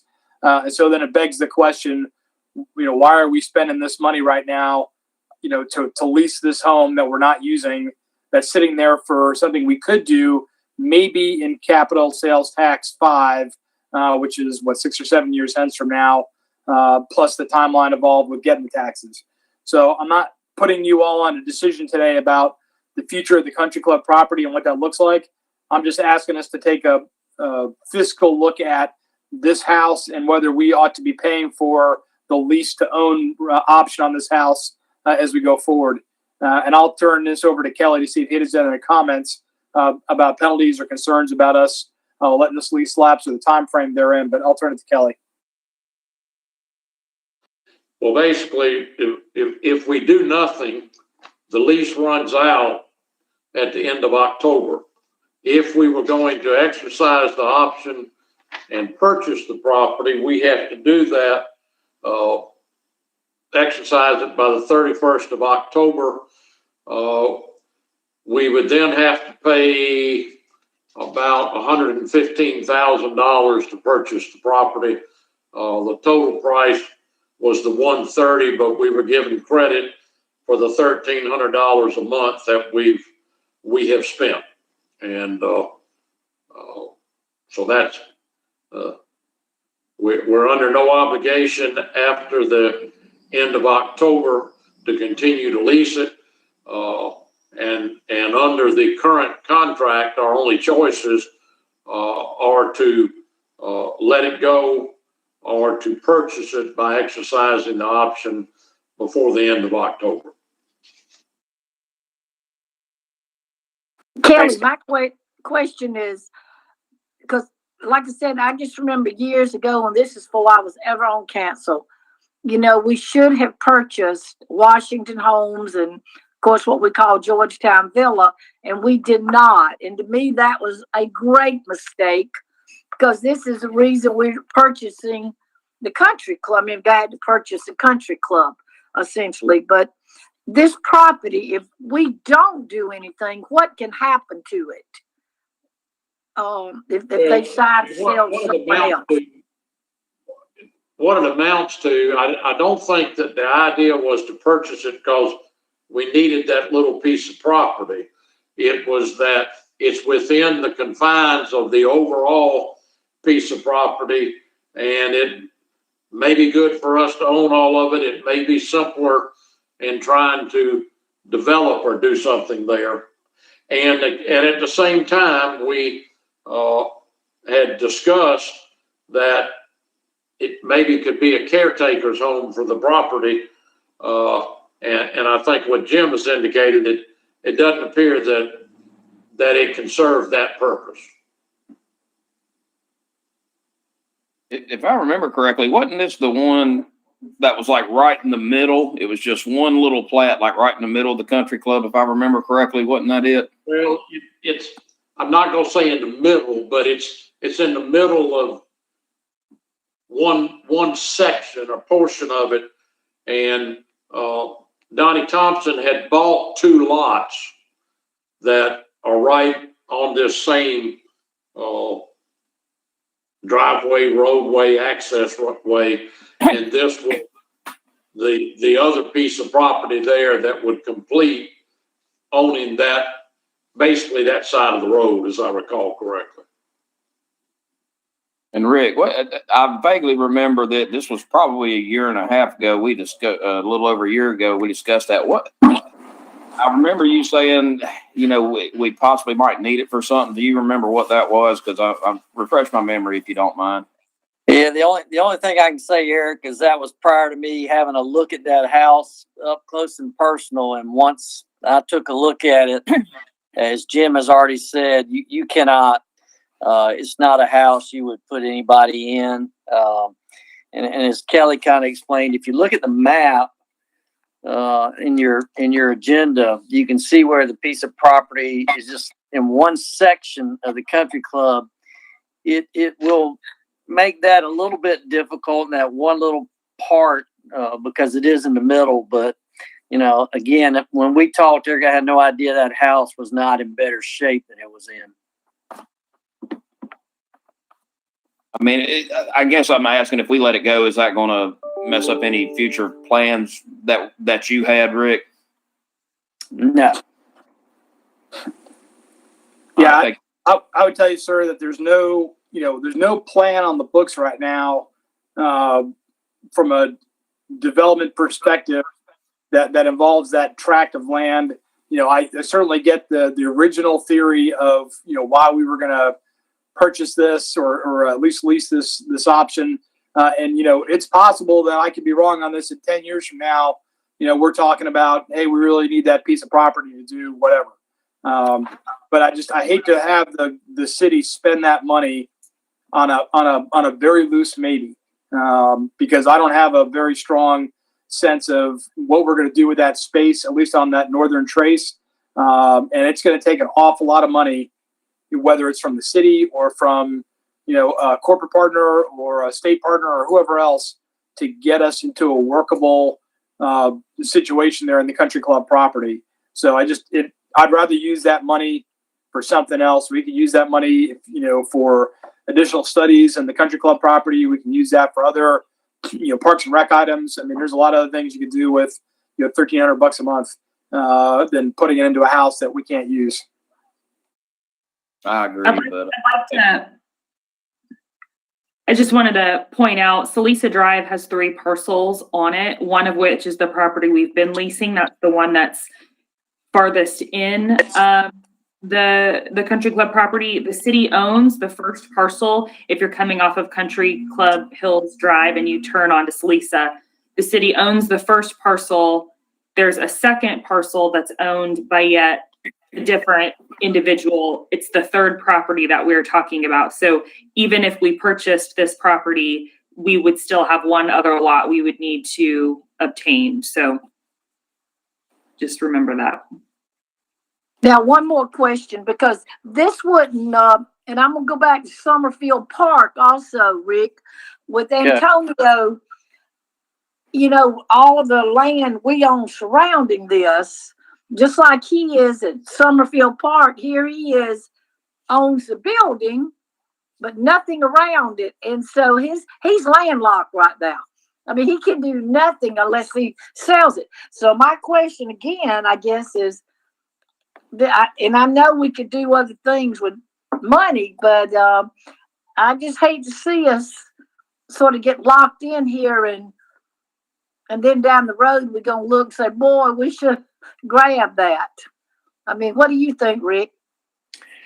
Well, as Rachel just said, you're gonna need to buy that, and you're gonna need to Well, buy the that's what lot I'm next saying. to it. Maybe both. I mean, I just, like I said, that looking at this map, you know, I don't know. Well, Pat, one of the differences is here you have Salisa Drive is a right of way, so the people will have access to, and Jim and I talked about this a little bit. I think the lot value is what, I don't know, somewhere's 40,000, 30, it's in that range. And so we'd be buying a house and a lot for 130 when basically the lot value, since the house is worthless, is about 40,000. So, you know, who knows what tomorrow will bring in terms of availability and prices for these. I mean, yeah, to me, I'm not caring about the houses. I mean, to me, we tear those down, and I know that's going to cost money. My concern is that property. I just, like I said, I remember years ago, and Rick, you and Bob Brooks, we just could have had some of that land by Riverview, and we did not purchase it, and that's put a hurting on our Riverview Park today. Not maybe 1970, but it has today. In my opinions, I believe it's landlocked. I think we need to walk away from it and just maybe 2 or 3 years go back and approach the owners again, see if they're willing to reduce the price since the city has control of surrounding properties. Yeah, I agree with Bob on that. I mean, I think at this point we cut our losses. Having the leverage of having all the surrounding property to me makes a whole lot of sense. That if we may have some leverage to look at it in the future without sinking a bunch of money with no definitive plan on it. I can't see strategically, and who knows, I may be wrong, but I can't see strategically that becoming a strategically necessary piece of land in the future. And if it does, then I'll eat my words on that. But I'm a little concerned that we entered a lease agreement without having a better idea of what kind of condition the house was in. But that's water under the bridge at this point. I think we cut our losses and move on. But one more question, and I'll hush. If somebody else buys the property, we might go back in 3 or 4 years and look. But what could happen if somebody came in 1st of November, said, I'm buying all of that? I mean, would that affect us anyway? It's only 3 lots, and they're still surrounded by the city's property. Yeah, but I mean, is that fair? Is that fair to the person buying them? That's what I'm saying. I don't want to be just like Antonio Grant sitting over there with that building. That's what I'm saying. It's going to be fair to these people if they bought the land and be surrounded by city property. Well, they would know that. They would know that going in, that the city owns the property. And you keep referring to Summerfield Park. The school district owned that property, and we tried to get them to, city attorney, Mr. Zier, tried to get them to work out a deal with the council as far as donating it to us, and they wouldn't do it. So we just cut everything out and gave them an easement to that one particular building, and we went ahead and developed the property. Oh yeah, I know all that, but when the current owner bought it, he knew it was landlocked. Yeah, I'm not arguing with you. I I might mention that if someone bought that house today instead of us, you know, based on our building inspector's comments, it would take $30,000 to $50,000 to upgrade that house for it to be livable. I can't see anybody really wanting to do that. Well, people might look, oh my goodness, I'm surrounded by city property. I mean, I just don't want to see us as a city lose out on something that we 10, 15 years from now gonna look back and say we should have done it. Also, I don't want any person to come in and and I know we say, Bob, they know, but we've been through a lot of things here the last few years where I don't think people did know some things before they bought property. So, you know, I'm just concerned for us as a city and homeowners that would come in. But I mean, I'd be willing to wait a while. I'm like y'all. I don't. And Kevin, why did we rent something that we didn't know what the house looked like? I mean, so I don't want to waste money, but I don't want us to look back. That's all I'm gonna say. One thing that I would say, and I know that council generally has not liked me commenting about this, but if it's a piece of property that we have to have for our public park, we can get it. If we're by eminent domain, we can obtain the property, we pay the people what it's worth, and we use it for a public purpose. That's a decision council made. I'm just telling you that's one thing that you have that right, that if you've got to have a piece of property for a public use, you can get it. Yeah. Amen to that. If I can't comment on it, I'm kind of in between Pat and Bob and Kevin there. I agree with Pat that I don't want to lose out on an opportunity to gain to purchase that portion, or because if you look at this from a development perspective, and when we start trying to master plan that parcel, you look at it completely different if you know you have that piece or if you've got to design something to go around that piece. If you have that piece, it could change how you grade that area. It could change what you put over there, knowing, oh, I have a smaller area or I have a bigger area. So, I mean, I do think it is a little bit of a game changer there. And I agree with Pat that I think we need to get it. However, I also agree that if it is as staff is saying, and I have no reason to doubt what you guys are saying, $130,000 sounds like it's overpriced, and we shouldn't be paying that amount. So, you know, I kind of tend to agree with Bob on the standpoint of I think we probably need to just let this thing lapse. But I don't want us to forget about it, and I think maybe letting it lapse could potentially open the door for some further conversations with the property owner, because if we could get it at a reasonable value for what it truly is worth to us, which is the land, I think we need to jump on it. To Pat's point, I do struggle though with spending the equivalent of $130,000 on a asset that staff is saying is not worth that. So I agree with letting it lapse, but I don't want us to lose focus on it.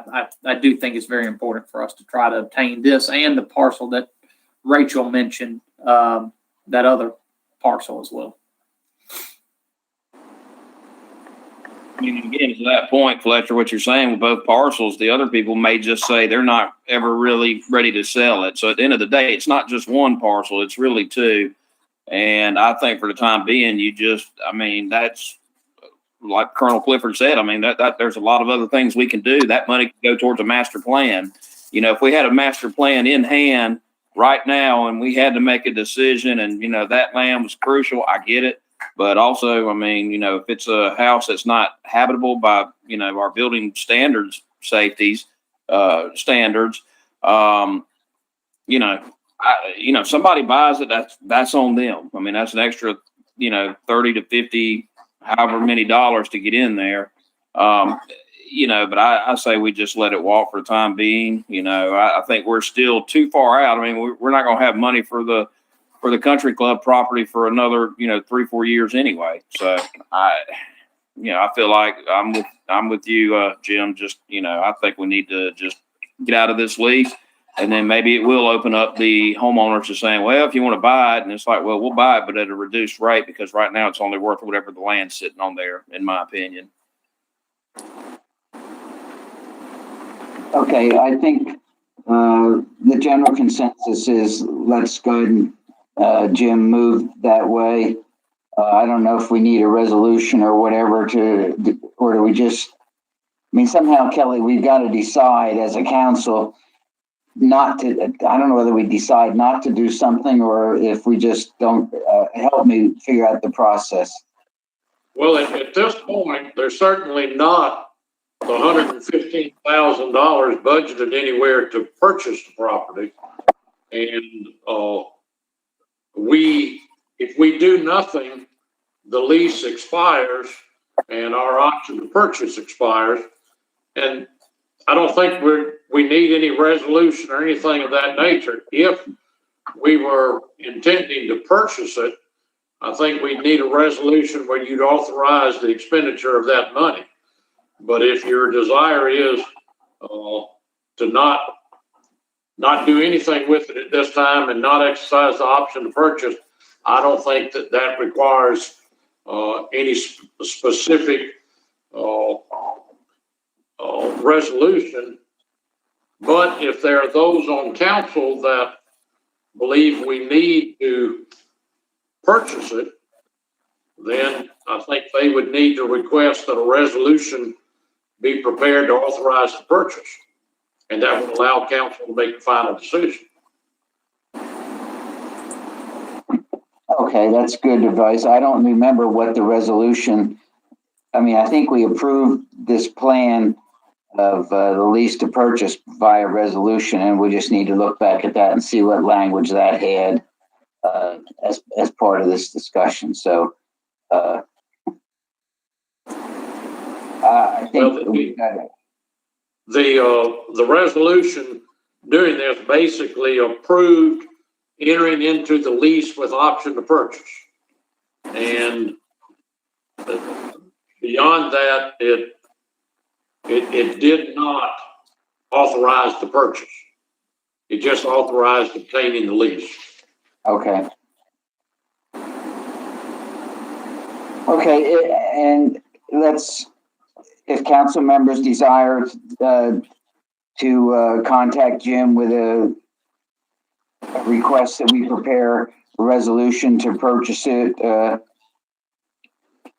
ahead and do that so we can kind of move on. I know we got Rick waiting to talk and then the executive session. So I think everybody's had an opportunity to weigh in on this.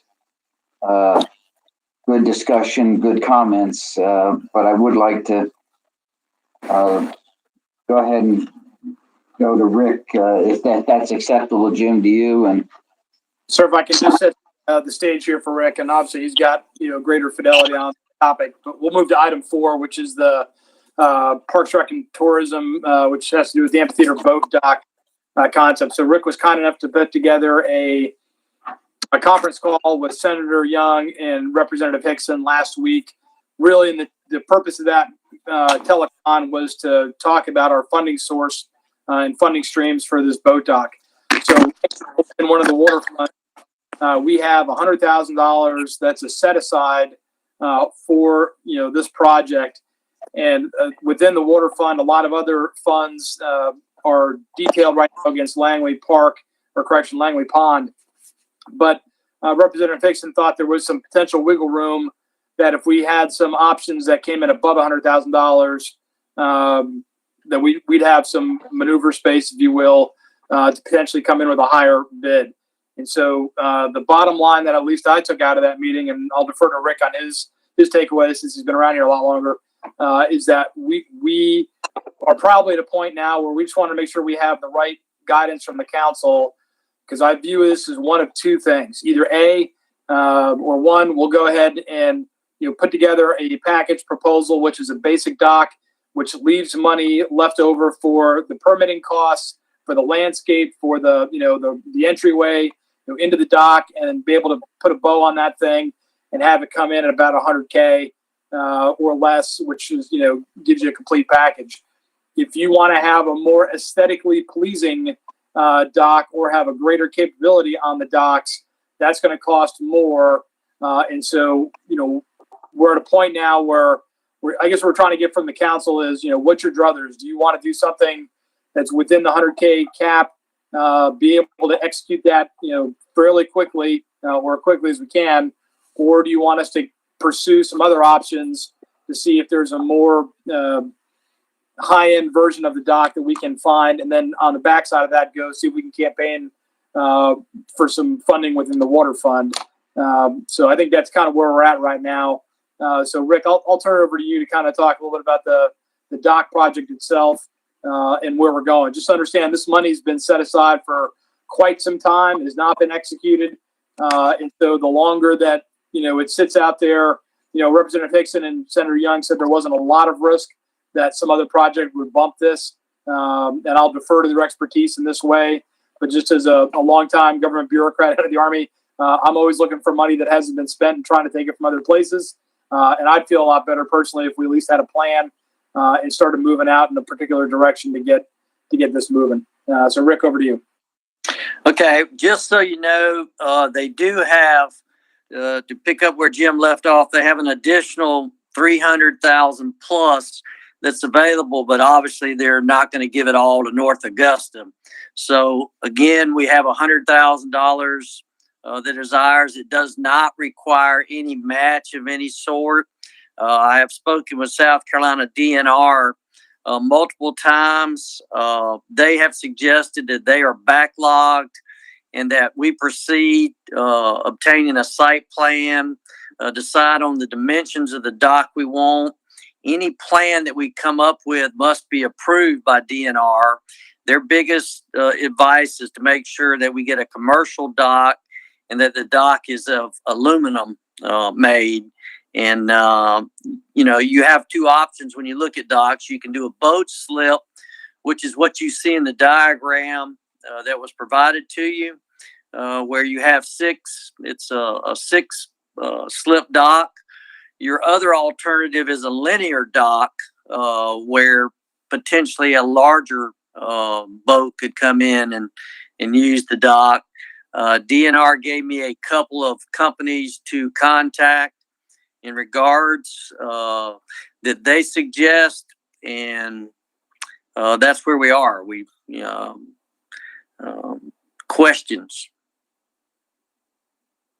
My only question is, I see the design and everything, but is there any way for us to consider expansion? Because there's only 6 spots, and quite honestly, I really think this is going to be heavily used. And I don't know if that means that we could put another one maybe a little bit further upriver, or what that would take to do that. But my thought is to see if we can expand it, because I just foresee this being quite busy. Well, that was one of the things DNR suggested in our design, that we make sure that we designed it so that it could be expanded. And again, do you want to use the slip docks where you have approximately 10 by 24 for a boat, or do you need a linear dock that you come in and park to? That's another decision that needs to be made. Rick, I personally would like to see that you have as many spots as you can, because I think there's going to be a lot of people coming in and out of there. So as many options as spots would be awesome, I think. But go ahead. Rick, there's a dock here. Excuse me. Go ahead. Okay, I was just going to get my 2 cents worth in, since I'm probably the most avid boater of all of us. Now, I've been to Lake Murray, been to Clarksville. I've used the river a good bit. all docks have pros and cons. You know, we have a decent dock down at the boat ramp. That is basically good for getting on and getting off. You know, it's not fancy. It is what it is. I would personally say on the river, because of the wake issue, we don't have a no wake zone there. The slips would probably be better. You get a straight, just long dock, that's going to be a bunch of boats, you know, especially you get a big cabin cruiser or wakeboard boat come by. It's going to throw them up there and just rock it. You know, now if we can expand it in the future, you know, possibly we could have a mix of both. But I would say starting out, the 6 slip would probably be best, just because of that factor there, that there is no wake zone. Now, like up at Lake Murray, you know, where there is several restaurants that have huge, long, similar to what you see in downtown Augusta, but it's also in the back of a cove and a no wake zone. So it works fine for there. But that's the other thing that I see is with it being on the river, you know, the slips would probably work better than the straight dock, because what'll end up happening, people will tie it and they won't tie it good on a straight dock. Boats are banging into each other. You know, they're banging into the dock. With a slip, I think that would be a lot better from a boater's perspective, in this case. Okay. I like the idea of the mixed. Maybe when you expand, you put linear, you know, because if you have a passenger boat like the city of Augusta has that boat where they do the cruises and so forth, and you're dropping off a lot of people, then the linear dock would be good in that case. Yeah, that's correct. And that's the other thing too. I mean, but for most boats that would be using it, you know, I did, you know, have lunch with Colonel Clifford, I guess it's been about a week and a half ago. And I suggested that maybe we contact out to the people that run that company and say, hey, you know, how about making North Augusta one of your stops? And that is, you know, that boat is maneuverable enough, I believe, to get to one of the outside edges, maybe not in the slip itself, but they could dock on the outside edge. You know, so that's something to keep in mind. But, you know, if we can check with the, you know, can they be expanded? That's the big thing, I guess, because we're going to have to put this out for bids. I mean, if we're okay with the slip dock, just put in there that it needs to be expandable in the future. I think that would probably be the best option just to get started with the money that we've got right now. Hey, Council and President, just to your point, had a brief discussion with the Augusta Metro Chamber, SUPAR, and also with Benish Brown from the Commissioner Visitor Bureau over at the City of Augusta. And so kind of what we talked about longer term is kind of what you kind of put a bug in my ear about, which was the ability to kind of have, I won't say like a river district, but, you know, if you go to the Washington, D.C. area and you've got water taxis that go between, you know, Old Town, Alexandria, Virginia, and Georgetown in D.C. proper, and that's because you've got 2 restaurant zones and 2 tourist zones, if you will, that are linked, you know, by that water taxi, and it goes back and forth. You know, this would be a much smaller scale just because of the distances involved, but it's certainly something that they're open to having a chat with us about. So I think there could be some options out there for individual boaters, which is how the original design is laid out here, and then in the future have some potential options to go forward. And I would suspect that would require a linear dock vice a slip, depending on the size of the boats we're talking about. But yeah, I think where we're at now is, you know, I guess what I'd like to get from the council is if you have a little more patience, that will give us time to kind of do some more homework on the types of docks that are out there, and see kind of what the Chevrolet and the Cadillac version are for the docks, and be able to have some price estimates and rough order of magnitude costs, and go back to the money folks and see if those are, you know, doable, as opposed to if you're interested in just getting a solution, you know, going right now. I mean, we can pull the trigger on the 100K, you know, basic boat dock solution and just start moving on it. That's not really something we could do too. Although my concern is we would constrain ourselves in the future to bolt on additional assets. Over. And thanks for framing that, because that's really where I was going to go. I'll let Eric Presnell and others that are more into boating than myself figure out what type is best. To me, we need to remember when we're doing this that we're North Augusta and that this is our riverfront It's our signature marquee development. We are known for doing things right. As much as I want to see us go forward and use the money before it gets, reallocated somewhere else. And I want to see the boat dock because I know it was part of the vision that those of us who've been on council a long time bought into with Project Jackson.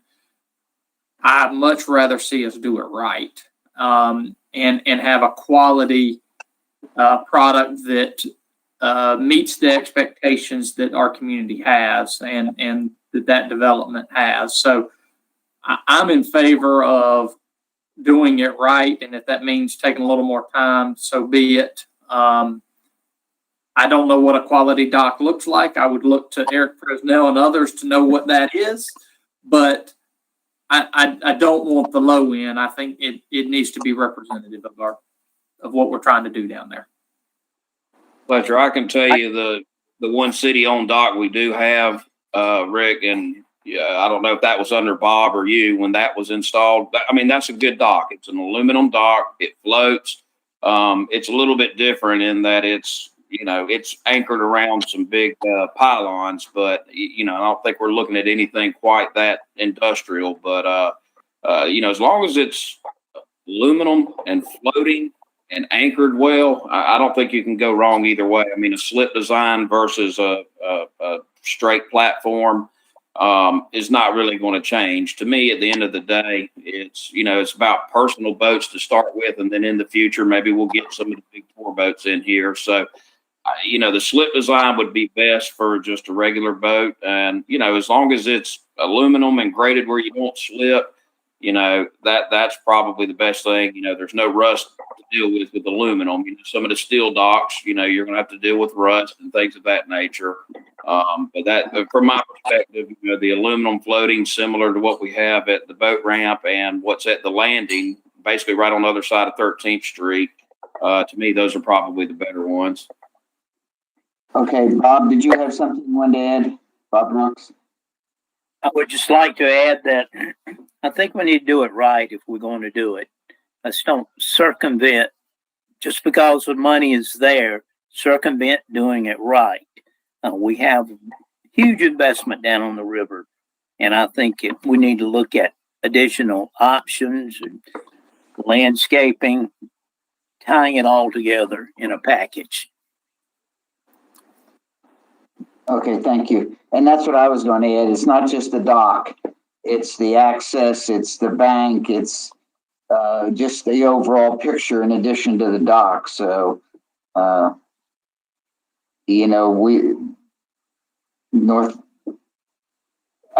just don't know how to say, I'll shut up. That's the point I want to make is it's not just the dock. It's the access, the bulkhead. We've got to get permits perhaps from the Corps.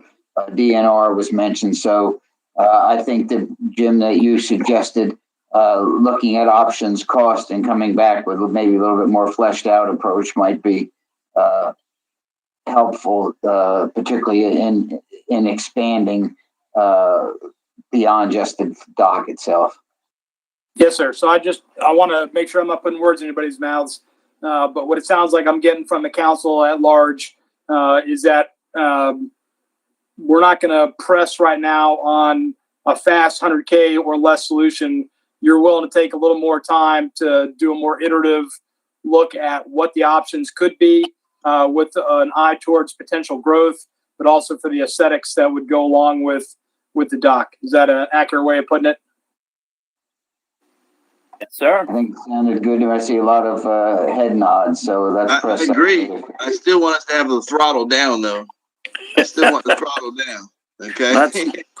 And we want to look at these options. We want to make it as beautiful as possible, but I still want to keep the throttle on. I don't want to put it on the back burner. I'm with David on that. I mean, I agree. And I know Rick have had some conversations because I've kind of looked into the pricing of some of these and we would have the money, but like me and Rick said, I mean, you need the landscaping, you need the permits, all that other stuff. But I'm like David. I mean, if we can get a little bit more from the county to get a little bit better dock, I'm all for it. But I mean, I would like to see it sooner rather than later. Okay, got it. I'm sure Jim will keep moving on it. Hey, Mr. Mayor, if I can ask real quick one question. Funding that this is coming from, just for clarity, the additional money that Rick and Jim, y'all were mentioning, what fund is that from? That's county money or state money? It's county watercraft funds. So that 300K has to be spent in the county? That is correct. That is correct. Okay. I'm going to get on my soapbox for half a second. North Augustans don't get much for our tax dollars from the county. We need to get a greater portion of this. This is South Carolina's riverfront, that county's riverfront. Y'all go to battle for us. We need some of that 300K. Amen. And Representative Hickson has been forthright in reminding us of the opportunity. Thank you. Okay. I think we've got a good wrap up on this ready now. I would like to adjourn the study session unless I think we've completed the agenda. And now I'd like to move that we go into executive session for the purpose of discussion of negotiations incident to proposed contractual arrangements and proposed sale and purchase or purchase of property, the receipt of legal advice, where the legal advice relates to a pending, threatened, or a potential claim, or other matters covered by the attorney-client privilege, settlement of legal claims, or the position of the our public agency and other adversary situations involving the assertion against the agency of the claim. The specific discussion will be related to unpaid mid-taxes. We will not be returning to open session, and there will be no action taken tonight. Do I have a second? Second. Second. Okay, Mr. Dickert. All in favor signify by a hand. It's unanimous. Okay, it looks like Rick got off. Ricky, are we down to